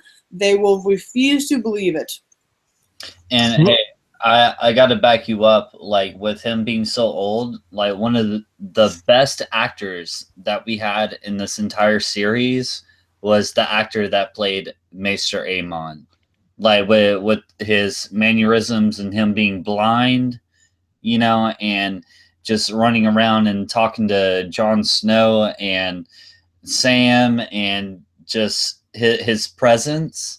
I think that everyone here could agree that one of the greatest actors that we had on the show was the guy who played Maester Aemon. Like, that was one of the best things that we had. Yeah, I was going to say we definitely could all agree that he's a badass maester. I mean, served for so many years, and he's blind. He's healing everybody on the wall and doing all these things, and he's blind. But I was just thinking of something, and this isn't in the books, it's only in the show. But, when John's before Maester Aemon, and they say, how'd you know he was telling the truth? And he was like, I could tell somebody's lying. I grew up in King's Land. So what if, all these maesters wanted him, send him to the wall because he could tell they're all on some bullshit. Well, no, he wanted to go to the wall. He says himself that, like, there were plenty of Targaryens, and too many Targaryens is dangerous to few. That's what he says. And that's why he says why he went to the wall. True indeed. But and then, like, when he was dying, he was talking about egg. Yeah. Yeah. But okay, so I was gonna say, what does anyone think that? So Marwyn just takes off, and he's like, I gotta go find Dany. What do y'all guys think Marwyn is doing? Do you think he took the body? Do you think he took Gilly? Do you think? What do y'all think? Before we get into that, though, JD, do you have anything before you move on? I thought we were just talking Marwyn all together. So we're gonna get into that specific thing. Okay. There are a couple of Marwyn topics I want to touch on. One thing I wanted to say is, like, when he asked Samwell, why do you think Maester Aemon never became an Archmaester? His blood. That was his main point. Who he was is the reason he didn't climb. It had nothing to do with how good he was or where he was at or anything to do with that. I'm not disagreeing with him being, a great maester and why he was at the wall, but the main reason he was not there was because of the blood he had running through his veins, because he was a Targaryen, and he was what we know about the Targaryens, magic, plain and simple. Valyrian blood. They are the dragons. That's why he was kept at the wall. That's why he was isolated where he was at. That's all I got to say. Well, and there's a lot to be said about that. Like, remember the fever dreams that Aemon had when Sam was on the boat? you know, and Aemon was talking like in his sleep, you know, like talking about who he was and what he was supposed to do, you know, and he wound up just simply being a maester at the wall. Yeah. Now, the next thing I wanted to touch on though, when it comes to Marwyn, because he talks, and this is directly after the point of why they let Aemon just sit on the wall, and he says that the Maesters couldn't trust him any more than they can trust me, and so that raises the question of who the hell is Marwyn, because Aemon is probably the only person that we absolutely know that is a maester, not someone who is an acolyte or a novice. He is the only person that we know specifically what family he came from, right? And so the question then remains: who is Marwyn, and why does he feel as though the other maesters can't trust him? So do we have any candidates on what house he might possibly be from? I mean, I don't think he's really from any house. I don't think it has anything to do with what who he is, as more as what he's been doing. He's been going to a shy. He's been searching all the magic. He's been he believes in the magic. He's like if there really is a conspiracy, or they're really wanting to suppress the knowledge of all this stuff, Marwyn kind of spits in the face of all of that. So yeah, like you can bring up the idea of White Walkers to Maester Aemon, and he's all about it. Like he's going to educate you about it. You can bring up the idea of dragons to Marwyn, and he's going to educate you about it. Like he's going to tell you about it. So like these two men are literally on the same side of the coin, and they will literally let you know what's going on. They're enablers. In the minds of the other maesters, they're enablers, I guess. Yeah, and the rest of the maesters fucking hate them. And that's why I still say to this day, fuck the maesters, they all need to die. Well, they killed all the dragons. Like, we would have a much grander story if they didn't kill all the dragons. Well, hopefully we'll actually get to see that grand story, and not just. He also killed the dragons, and to be fair, I wouldn't want the Mad King with the dragon. Yeah, I was gonna say I disagree. We wouldn't have a grander story. Your Mad Queen now has 3. Yeah. I mean, I'm saying if the dragons crazy as the Mad King was. I agree. She's not. He would have never been. He would have never made king if they had dragons, though. Are we sure? You never know. Yeah, because Egg would have changed things had he had dragons. Yeah. Well, and also Ares didn't go crazy until he was captured and Egg had fucking we don't know, he wouldn't have gone crazy eventually. True, but I don't know. I don't think he'd have been as bad as he was after being tortured by the Boltons. Just yeah. To be fair, I understand why the Maesters would want to kill the dragons. I'm not saying that I agree, because you know that I love fantasy creatures. I'm very in favor of both direwolves and dragons, but I can understand the desire of not wanting to let, you never know if you're going to create a crazy dude or a good ruler. If you get the good ruler with dragons, then great, but what if you get the crazy dude? I can understand not wanting to be, waiting to see, is he going to be a good king? Is he going to get crazy? Is he going to use the dragon to burn down my house?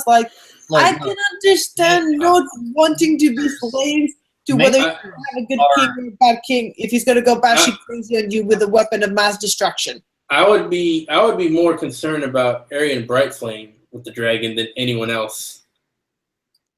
Yeah. Listen, maesters are doctors. They are not physicists. Okay?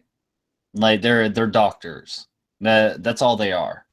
What Well, about mages there, are cool with there dragons? might be physicists too, because they do mathematics, and physics is a branch of mathematics. No, but like we talk about the balance of good and evil and ice and fire in the realm of A Song of Ice and Fire, and like with the birth of dragons, with the White Walkers coming and everything, they cannot gauge that kind of activity.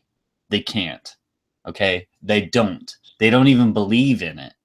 They don't even believe in dragons. They don't even believe in White Walkers. Okay? Okay, but what's that have to do with being a physicist? Like, because if they were more about balance and believed, like, in quote unquote the dark arts, like to quote Harry Potter, like if they were, you know, practicing the dark arts just like Marwyn did, then they would have a greater understanding of what is actually going on. Like, that's why Marwyn, when he hears from Sam what is going on, you know, like he fucking burst into action. You know, like this guy has been spending his time in alleyways and like talking to tons of people about, you know, like, well, people that you and I wouldn't talk to, like, you know, people running the streets, you know, and whatnot, trying to figure out what's going on with the dragons, you know, and what's going on with the White Walkers. And I mean, that still has nothing to do with physics, but you know what? That's not important. Let us just go to something. You know, going through, you know, expanding a bit on that, Kraken, in a way it reminds me, you know, what LT said about the Vatican. In a way, I do see the similarities, except that they're scientists instead of a religion. But in a way, you know, the Vatican was always against not only science, but also witches and wizards, even if magic does not exist here. It's a whole different subject. But the point is that the church always wanted them to be the one with the power. They wanted to believe that you could only heal with prayer and, you know, going to a priest instead of going to a scientist to cure you, you know, a doctor, etc. Lots of doctors and midwives, etc., were burned at the stake at that time just because they were healers, because they knew about herbs and stuff to cure you. And in the same way, the Maesters have the science, they have the knowledge, they have the birds, they're the ones who, you know have science to heal people, they give advice, you know, they have an influence that magic, you know, you can't really control magic. You know, you might have a bit of talent, you know, either you have a talent or magic or you don't, probably, you know, it's something that they can't control. It's something that would be very far away from the little, you know, the little control that they've managed to have in this world. And I don't think they want to let that go. I don't think they want to see beyond. They want things to be the way that they say they are. The Maesters are the ones who have the knowledge, and they say the world is this way. This is how things should be. You should listen to us. We will heal you. We will advise you. And they don't really want other people to believe in other stuff. They're very closely related to the church there of the seven, and you know, between them they've got the control, what the knowledge that people have. So in a way, I do see what LT is saying about that. They do remind me a lot about the Vatican and the church and how they view that kind of stuff and how they viewed magic and other things. They would not want to, because they don't want to lose the influence and the sort of control and power that they very subtly have. They do have an influence, even if they don't actually control the lords. They do affect a lot of stuff, and I don't. So it was like the same concept of Ice and Fire with dragons and White Walkers and magic. The introduction of magic into this world. Like, imagine if you have two magnets, okay? Like, and you put the magnets together, and like they stick to each other, but then like you take one of the magnets and like you can flip it over on the polar side and then push it and it'll just move away from it. You know, it's like it's the introduction of science into this world. it's not fantasy, it's not magic, it's not anything in George R.R. Martin's world. It's literally science, you know, and like he's a science fiction, you know, writer, you know, so like we don't have to think too much into why all these epic fantasy things are happening. You know, it's like he has a reason for it. Like there's a reason why everything is happening in his stories. You know, so like I just think about it like I said, magnets. You know, just like you have this magnet and you have this magnet, it'll attract, and then if you flip it on the other side, it doesn't attract anymore. You know, like it's just a giant fucking science experiment in his mind, you know, in this story. Well, I'm going to take an alternate view on what's going on with the Maesters here. I'm thinking that they have some knowledge that scares them. I think that's the reason that what do you call it? That Hightower has locked himself up in the tower for 10 years. Everybody knows that knowledge. I don't think everybody knows that knowledge. Well, not everyone knows that knowledge, but I think not all the Maesters know. I think the higher ups do, and they're influencing it based on that.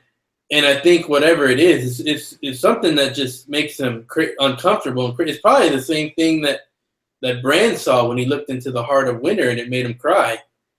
I'm thinking it's something like that it just scares them. And it's not that they want to control or they want to influence the way things are. They're just it's dangerous knowledge. Like if it gets out, it could be bad. Interesting. Very, very interesting. Listen, you know what? I'd like to actually move us just a little bit forward to what Marwyn is going to do. And you know, like we talked about this earlier a little bit, how he is going to actually board the Cinnamon Wind and try to find Daenerys before the other Maesters actually do. Now, this is interesting because we haven't been given any other indication that the Maesters are even remotely interested in Daenerys before Marwyn brings it up. Like, no one else in the story has said anything about, yeah, well, the Maesters have sent someone to go find the Dragon Queen in Essos. So, you know, the question here now is, you know, are the Maesters planning to try to kill Daenerys, or are they just trying to verify that the reports of her having dragons are true?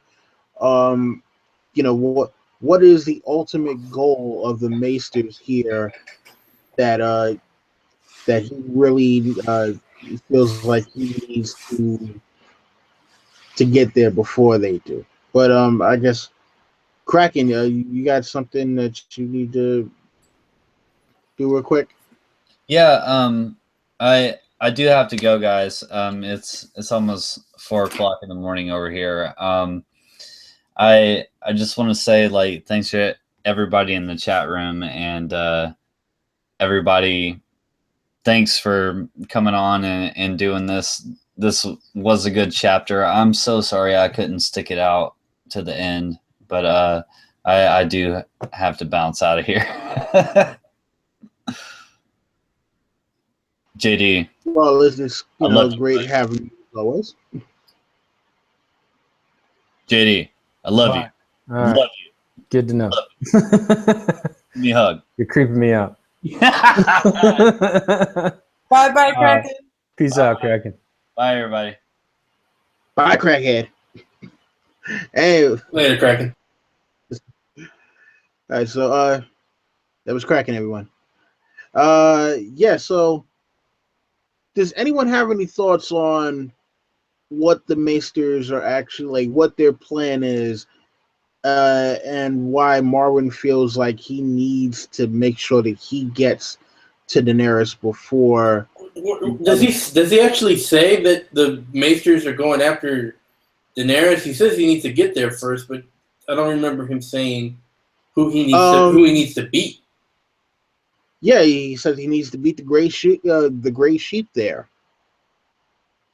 which the gray sheep is who he calls the other Archmaesters.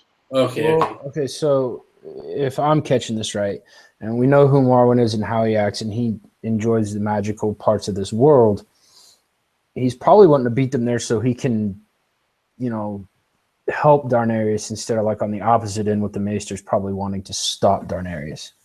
Is how I would see what he's trying to do there. And, you look at it, where the Maesters, their track records, everything that they're doing with their, so-called knowledge of and not pushing the magic and actually trying to hold it back and basically destroy it.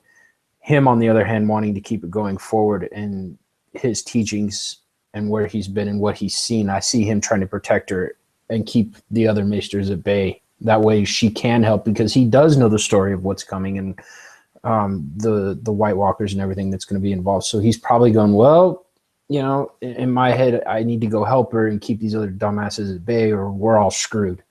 That's how I see what's going on here. Okay. Why do y'all think he's so convinced that Daenerys is the one, even though we all know it's Jon? She's got dragons? I mean, yeah, that's exactly what I was going to say. She's got the dragons, so I think that's why he wants to back her, is that one reason. I mean, but again, I think this goes back to my question of who Marwyn really is. There's got to be something deeper to Marwyn. It can't just be that he's just some random hippie. Well, you're exactly right, Donnelly. Who is he? Let's think about how many bastards of Targaryens do we not know about? Yeah. So I could see him very easily being a Targaryen bastard, very, very easily. The way he reacted, as quick as he jumped and wanted to get the hell out of there and get to Daenerys' side, I could see him easily being a bastard of the Targaryens. But also we have to take into account that the fact that the characters there don't have all the information that we have. A lot of us suspect of Jon, but because we know a lot of things of Jon that other peoples don't. The majority of the people in Westeros don't even know he exists. And if they do, he's like, some bastard. They don't have all the info. They have partial info, very little info. And it's not like there's the internet and tweets and news that everything spreads about so fast. They've got a little bit here, a little bit there.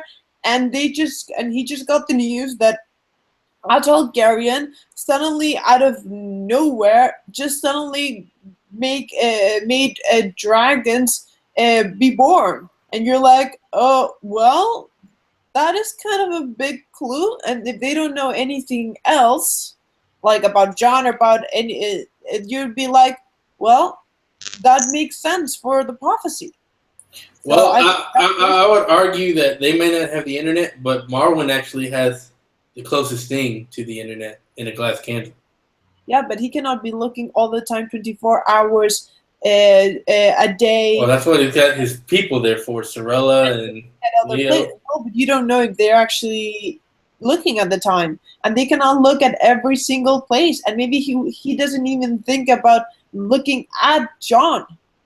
You need to be able to point that thing somewhere or to leave focus. I don't think it's magically gonna give you all the information that you need. And then it's how you interpret it and how you do a lot of things. So I think that's one of the things that you have to take into account. We read through all of these POVs, but there's a lot of things that that others don't know about what we know about other characters now. So Dany does seem like the very obvious choice for them when suddenly dragons didn't exist and then suddenly dragons exist.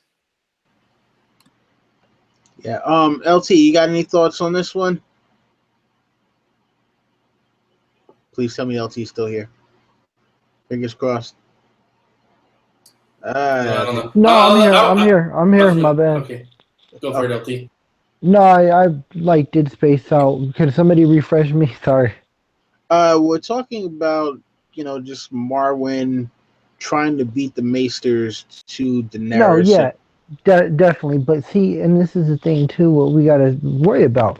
Okay, what is Morrow gonna be selling into? The Battle of Fire. He's gonna be in the middle of all that. He might be like dead before he gets there. I mean, I hope not. But I mean, you got Victorian heading over there. You got the fucking all this whole battle. He better sneak in there somehow. I mean, well, Maybe he already has. yeah, Hashtag Tony Teflon. yeah. I was about to bring it up. Sorry, a question. How are we on the timeline? Because since the books are divided, and then I'm very bad at timelines with the last two books. So where exactly are we timeline-wise right now in this chapter? Well, I'm not 100% sure, but it'd be a nice if we had Sweet YFT here who actually broke down all the timelines. And well, look, that's the thing about that that's interesting is with the whole Sam thing. Like, all right, so we know that Euron is somewhere around there, right? Because they actually see Euron's ship, and so man, that I mean, like, that's the thing. Since it's not, all linear, it's a little difficult to figure out exactly where in the timeline this falls. We know that Sam has been out for months, so but as far as like how long from him going to from the wall to Bravos and then back to Oldtown, I'm not exactly sure how long that's actually been. So yeah, it's. I mean, Well, maybe they could use Littlefinger's teleporter. no, I think. get that crap out of here, LT. Get that. Yeah, we're talking about the books, all right? We're not talking about the shit show. Oh, God damn. Jerry, God damn it, man. You said you would calm down on that. Anyway. You're getting me all riled up with this. Oh, man. But, I don't know. You know what? We'll have to look into that, and maybe, at a later date, we'll be able to sort out where all of that is in the timeline. Well, but I think I'm pretty sure Anne already did it, but she's not here. So. Well, I mean, isn't Feast and Dance were supposed to be one book? So I mean, the times can't be that total apart. I mean, Yeah, Well, but remember also. But even within one book, there were like months differences sometimes. Right, and the chapters are not put into a linear order. So well, even the Barristan chapters 2 was supposed to be in Dance of Dragons, but it wasn't added into it. The one that you could read is one of the extra chapters.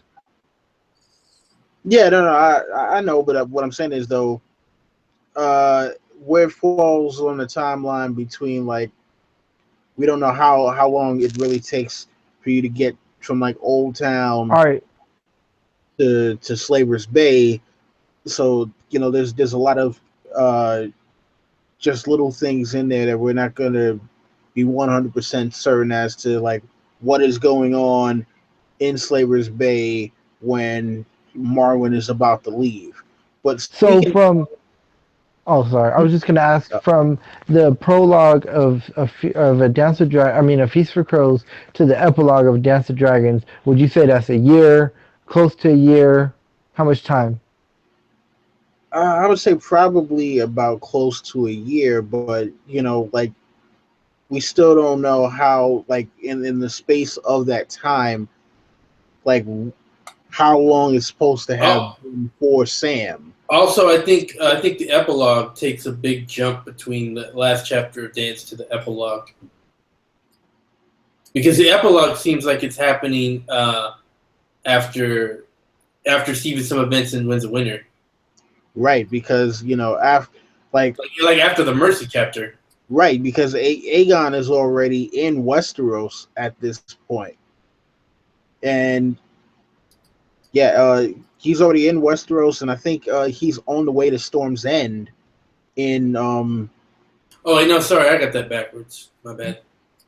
Nah, but it's all good. But yeah, he's already on his way to Storm's End at the end of in the epilogue. And if you read, if you read the Ariane chapters, in the first Ariane chapter, he's only just on his way to Storm's End, and that's in the epilogue of Dance. So okay, yeah, that's is the Ariane chapters that were before, not the Mercy. The Mercy's got to be after. Because and then you also thing that you got to think about is the Forsaken chapter that just got dropped was actually supposed to be in the middle of Dance with Dragons, which right, because if you think about that timeline with what Sam saw at Oldtown, how far back did the Forsaken chapter actually start? Right. So because the last thing is the King's Moot, and then the damp hair is on a ship tied up after he got knocked out in the middle of the fucking ocean. So there's a shot there that, yeah, you're right. These timelines are so jumbled and mixed up that it's so hard to keep track of what's actually going on at a certain time and what pinpoints these time are going on in a timeline. Like Jerry said, it would be nice to have Anne here because Anne has actually nice. She has broken this down to where she has timelined a lot of this story out and probably has this figured out way before we ever thought about it. Like, I don't know if hers is 100% accurate, but I think she's got it within a good few months of accuracy. Yeah, at least she has a general idea of how this goes. Hey, right. Jerry, if the Maesters did kill off the dragons, are they criminals? Oh no! What makes you think that dragons have citizen rights? Man, you know what? Listen, man, we are getting way off in the woods right now. Yeah, we are really getting off track. So look, the thing that I wanted to touch on is it just seems kind of odd because I'm not exactly sure what the timeline is even supposed to be with Sam meeting Marwyn, because it basically seems like Sam met Marwyn. He had this conversation with him for about, we'll say, an hour. He had a conversation with him because he even though they skipped it in the book where he told him everything that happened. So we got to think that Sam rambled on for about a good 30-45 minutes. Right. So he had about an hour-long conversation with him, and after that hour, Marwyn is just like, all right, he packs up some things and he's like, hey, Alleras, keep the kids safe. I'll be back. And it's just gone. I mean, is it me or does that just seem a little quick to, it's yeah, you got this one conversation go on and you're just all right, deuces, everyone. It was. I was like, what the fuck? Yeah, it was quick. I mean, that's where, I come up with the Targaryen, with the Targaryen bastard thing. I mean, it was literally, oh, dragons, I got to go. So peace out. I'm out of here. I got shit to go do. So yeah, there's something there that we haven't caught yet or hasn't even been mentioned yet. But I am very interested if we do get a half-assed backstory to Marwyn, which would be nice, at least to know somewhere where his lineage sits. You finished? Yeah. In a way, I feel a bit different from you, JD. I'm not saying the whole bastard thing, that's possible. But instead of the fact that he just heard dragons and say, I'm going, I think, the feeling that I've got after reading a few times is that he was already planned to leave. I don't think he, after heard it, said, I have to leave. I think that he was waiting for Sam to come. He already said that he knew he was coming because of the candles. What if he saw that he'd been coming for some time, not just an hour ago or 2 hours ago, but if he saw it a few days ago or something? He's a mage. He's into all these dark arts. Dany and her dragons have been around for a long time. What if he's been investigating, looking into it, discovering about the candles, and decided, I have to go to Daenerys because they're going to go after her, and then saw suddenly that someone was coming, someone that was going to tell him a story or information that he had to hear. And that's why Alleras was there, waiting for Sam. And the moment that he got out of the story, he said, okay, I've got what I need. I've got to keep on with my plans. And he was just there waiting to hear what Sam needed to say. And I'm wondering if that has something to do with the White Walkers. Maybe he needed that information before he bounced out. Okay.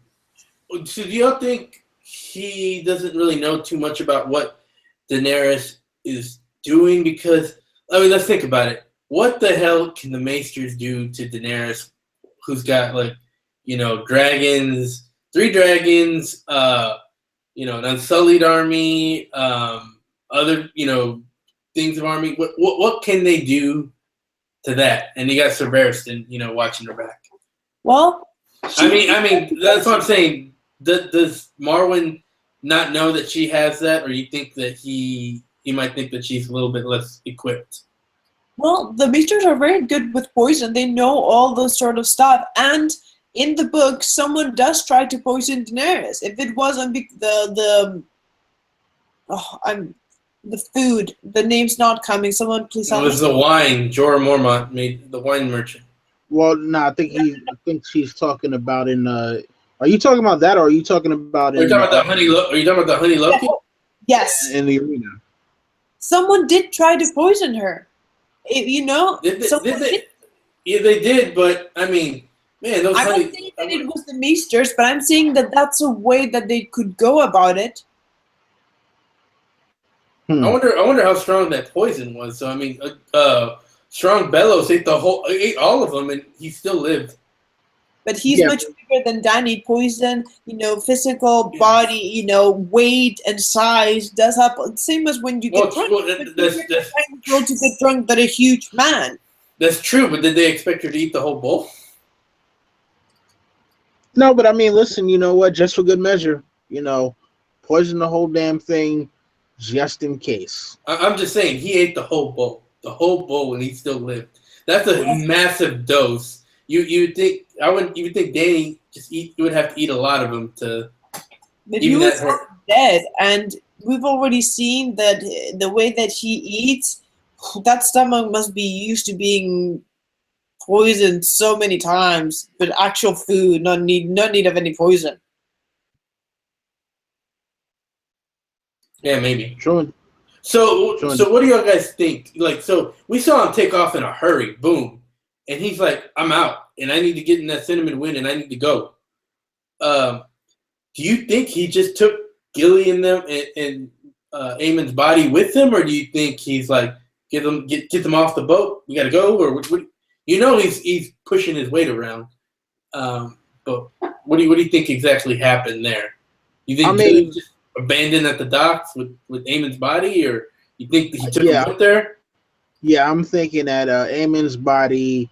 Well, no, I mean, like, you know what? Tinker brought up the whole thing about. No, that wasn't Tinker. That was actually Kraken that brought up the thing about Aemon's body possibly still being, you know, traveling around in Brine and all that.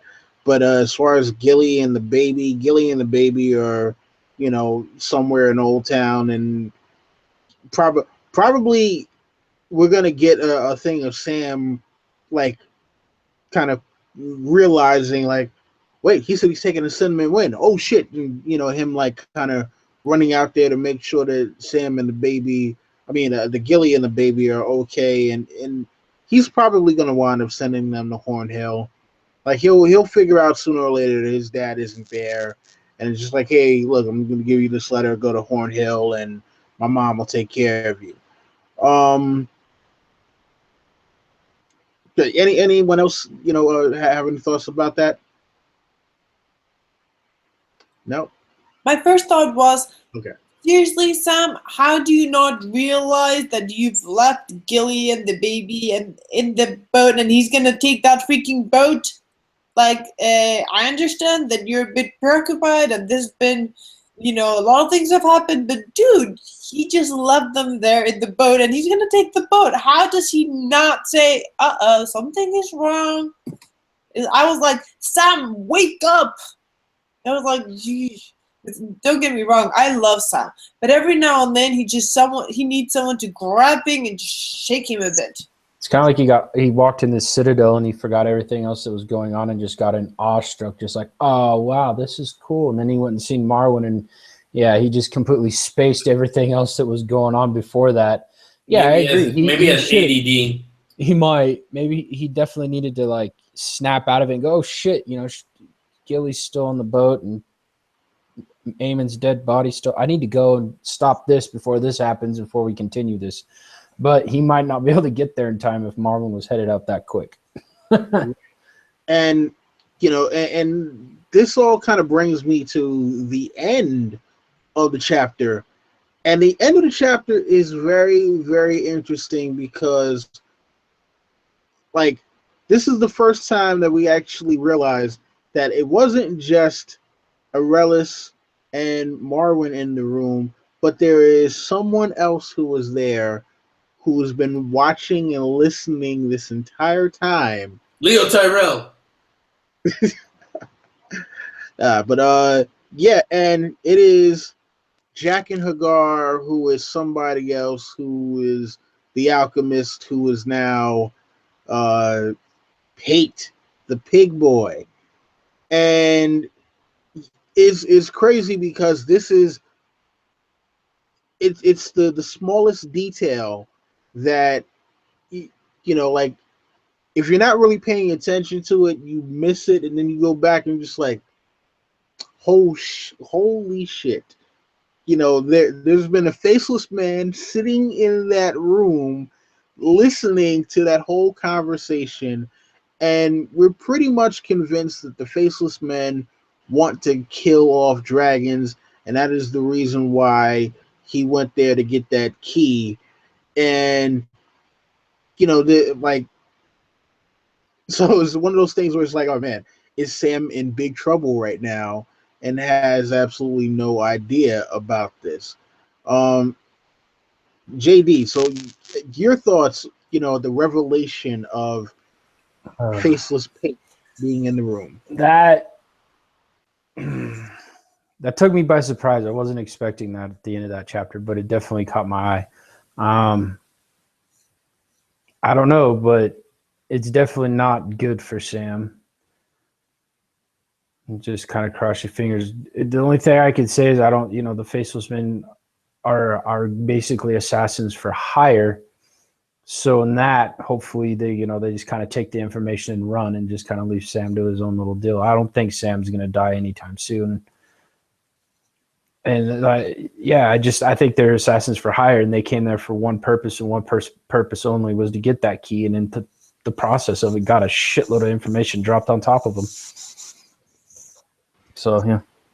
I mean, well, I think the interesting thing about that is that first he's had the key. What is he going to do with it? Well, he's everyone is suspecting that he is going to look for the book that Tyrion mentioned, which is Death of Dragons, right? And so it's like, all right, well, now he has new information just about Daenerys, period, and how everything kind of fits together. And do the Faceless Men even care about the White Walkers? Because remember, if Sam is telling everything that he had to tell about the White Walkers, and do the Faceless Men care enough to say, hey, you know what, our vendetta against the Valyrian Freehold means nothing compared to the White Walkers? I mean, there are so many questions that are brought up, A, by this Faceless Man being there, and B, the Faceless Man's relationship to Daenerys and her dragons. Well, the Faceless Men were formed. If I could get this point out, because then I got to bounce. But yeah, you might be right on that, because they're looking at a greater evil with the White Walkers coming, and the fact that, okay, yeah, we're gonna have a dragon queen and blah blah blah, and we have this vendetta with the Valyrian slavers.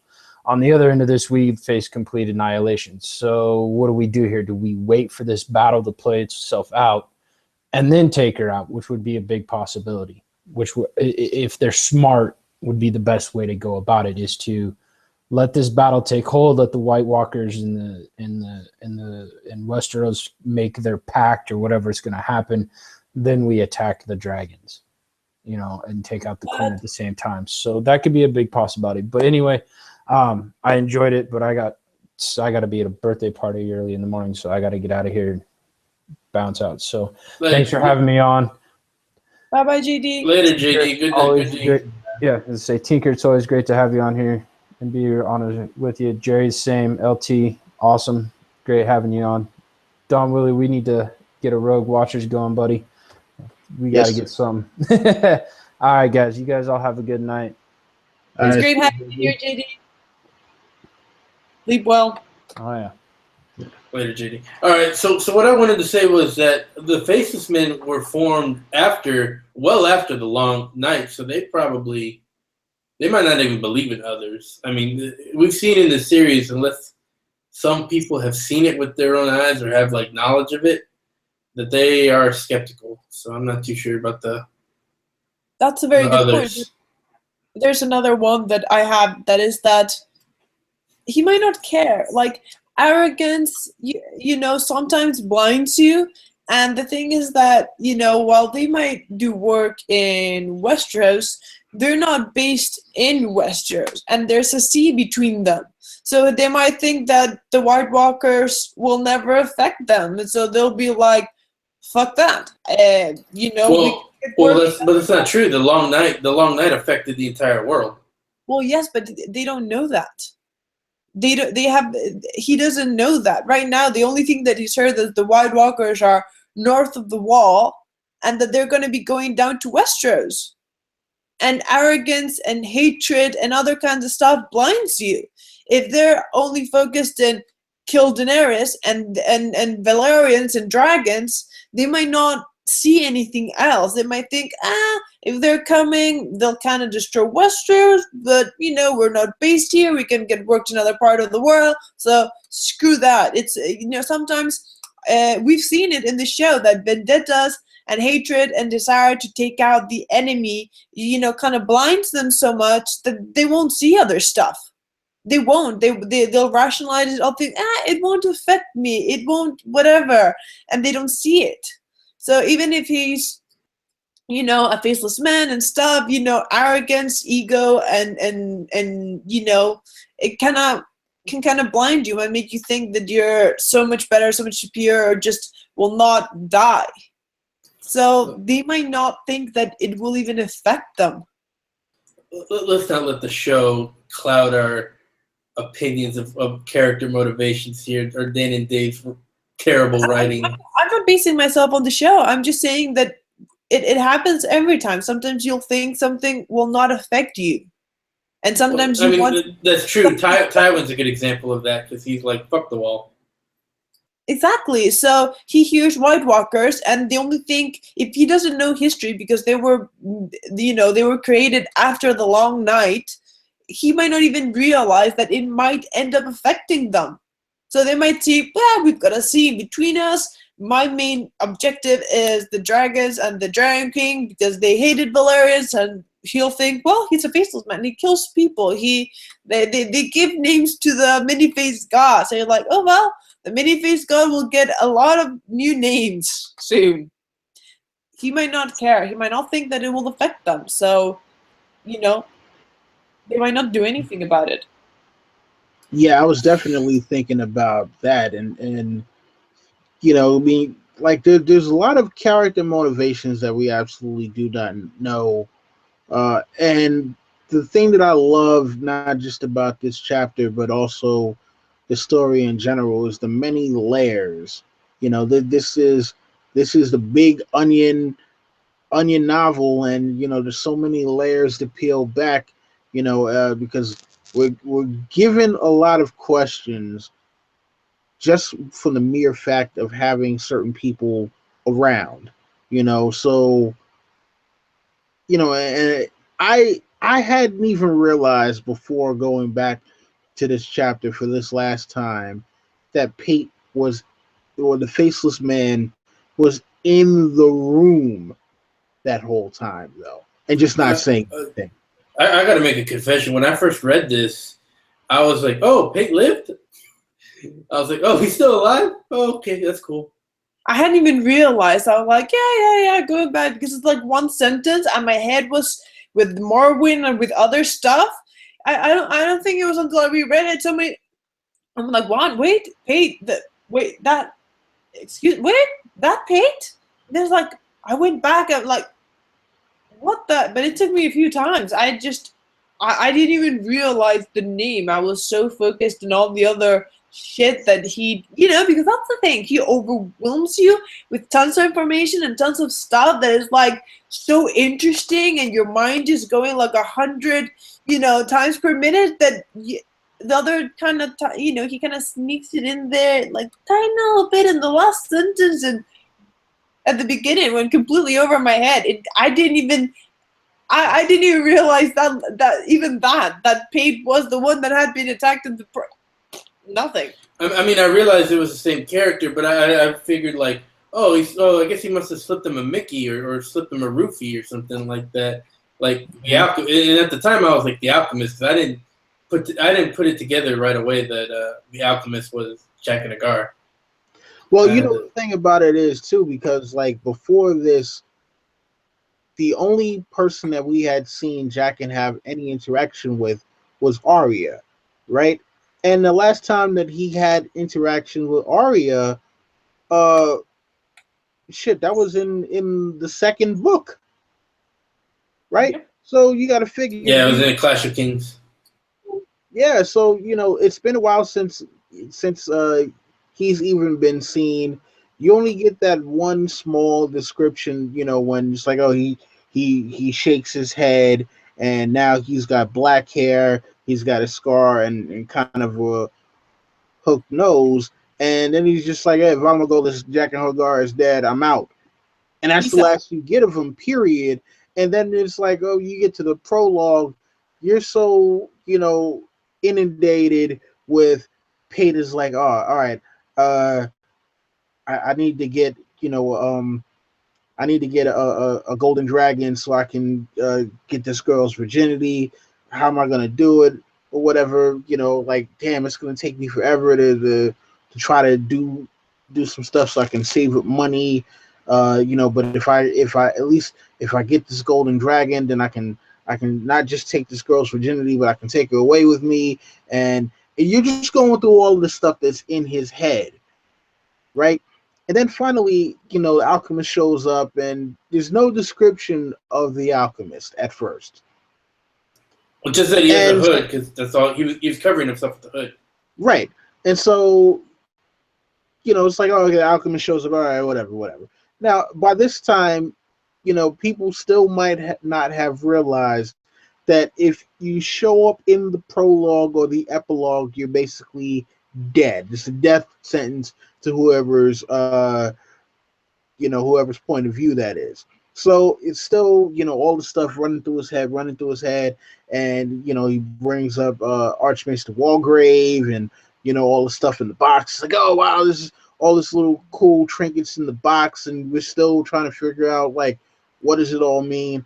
And then the alchemist is like, oh, you got the key? He's like, yeah, you got the coin? Cool. And he bites the coin, and he's just like, wait, hold on. Who? Let me see your face. Who? He's like, who? Like, I don't know you. Who are you? He's like, no one. And he's like, oh, okay. And then the next thing you know is like, oh wait, the room, the place is spinning. He hits the ground, and he just kind of like, and then Pate is out of here. And so, like when you run into the Jaqen as the alchemist or whatever, it takes you a while like before it actually clicks as to who he is. And now you're thinking to yourself, okay, what kind of deeper game is going on here? Because why did he kill Pate? When you finally put it all together, it's like, why did he kill Pate? And now you go back, you realize, oh, this dude is wearing Pate's face. Sam has been sitting here with a Faceless Man this entire time, like not just Sam, but also Marwyn and Alleras. They've been sitting here with this faceless assassin this entire time. They have absolutely no idea that's what's going on, and it's like, yo, this is big trouble because we don't know what the hell this faceless assassin is after, and who else he might actually kill in order to get what he's looking for. Like, it might not stop with Pate. Pate might have been just the first one. Everyone in that room is a threat to be killed, a potential death. Yeah, and so the question I have is, will Sam either uncover or possibly be the first person we see to kill a faceless man? Neither would surprise me. I'm not sure. Jack and Hagar has a tendency to disappear once he's got what he needed. So I don't know. I'm not I don't know what to say, because a part of me actually kind of likes Jack and Hagar. So I wouldn't want him to die even if he's a faceless man. I really liked what I read, when Ara is one of my favorite characters in the chapters that I read, when she's there and that, I find him quite cool. Yeah, I mean, that was, definitely a very interesting character. It's just one of those things where you're just like, wow, there's so many implications to, just to the very last couple of lines in this chapter and the revelation that this brings. Because remember, we haven't gotten any updated Sam chapters. So, this is years we're sitting there like, yo, what the hell is going to happen to Sam now that there is a faceless assassin that knows everything everything that he's, about. Like, yeah, he doesn't know about Bran, but that's the least of it. That's, like, that's freaking icing on the cake. He knows about, about Sam's mission to find Daenerys, to become a Maester, about the White Walkers, why he's even been sent, about stuff happening with John at the Wall, about the wildlings, like, what could he possibly do with that information? Well, this might be reaching, going way too far in speculation, but you know what? This is the fun of the books. You can theorize anything. It's just what's interesting is that, as you said, there's only one other character we've seen him interact with, which is with Arya. And Arya is now in the House of Black and White. And Sam did interact with Arya before he came here. So if Jaqen does slip away and goes back to the Faceless Man and gives in his Faceless Man report, as one of the agents, and Arya finds out, Arya over listens or hears or is in the cat or whatever, it might be, I don't think it's gonna happen, but she could find out through him. He does have a connection with Arya after all. True indeed. I mean, I'm hoping that we get deeper into the whole thing with the Faceless Men at some point, because there's just so much about their history and also their future that we don't know, and their motivations. But yeah, I think that we pretty much thoroughly covered this chapter and a lot of the ideas surrounding the stuff with the chapter. And we've gone way deep into the woods, way deep into the werewolf forest. We've come back, we've left again, and we've come back. Yeah, so look, everybody, thank you for joining us tonight, this morning, afternoon, whatever it happens to be for you. Thanks to the people who stayed with us in chat. Thank you to, JD and Kraken for being here. Wish they could have stayed the entire time. And yeah, I guess we are doing sign-offs right now. So, of course, ladies first. Thank you everyone for the chat in the chat for being here with us. I know it's very late for you guys. It's such a nice change that for once it's very late for you, and it's morning for me. It's kind of like the other way around, which is kind of nice. It was a bit hard to wake up with this morning, but now it's 10 o'clock. I'm fresh. My day is starting, and your day's ending, and it's so strange, but it's a nice change. It's a nice change.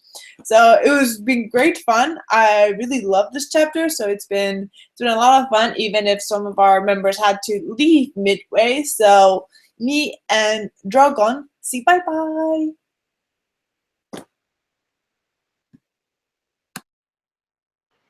Alrighty, Jerry the Targaryen Steamboat.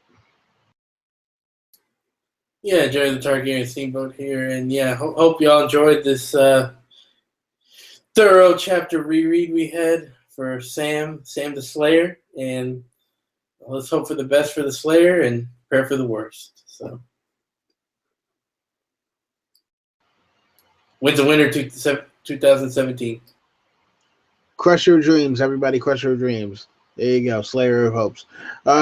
And Sir LT, I don't think LT is still with us right now.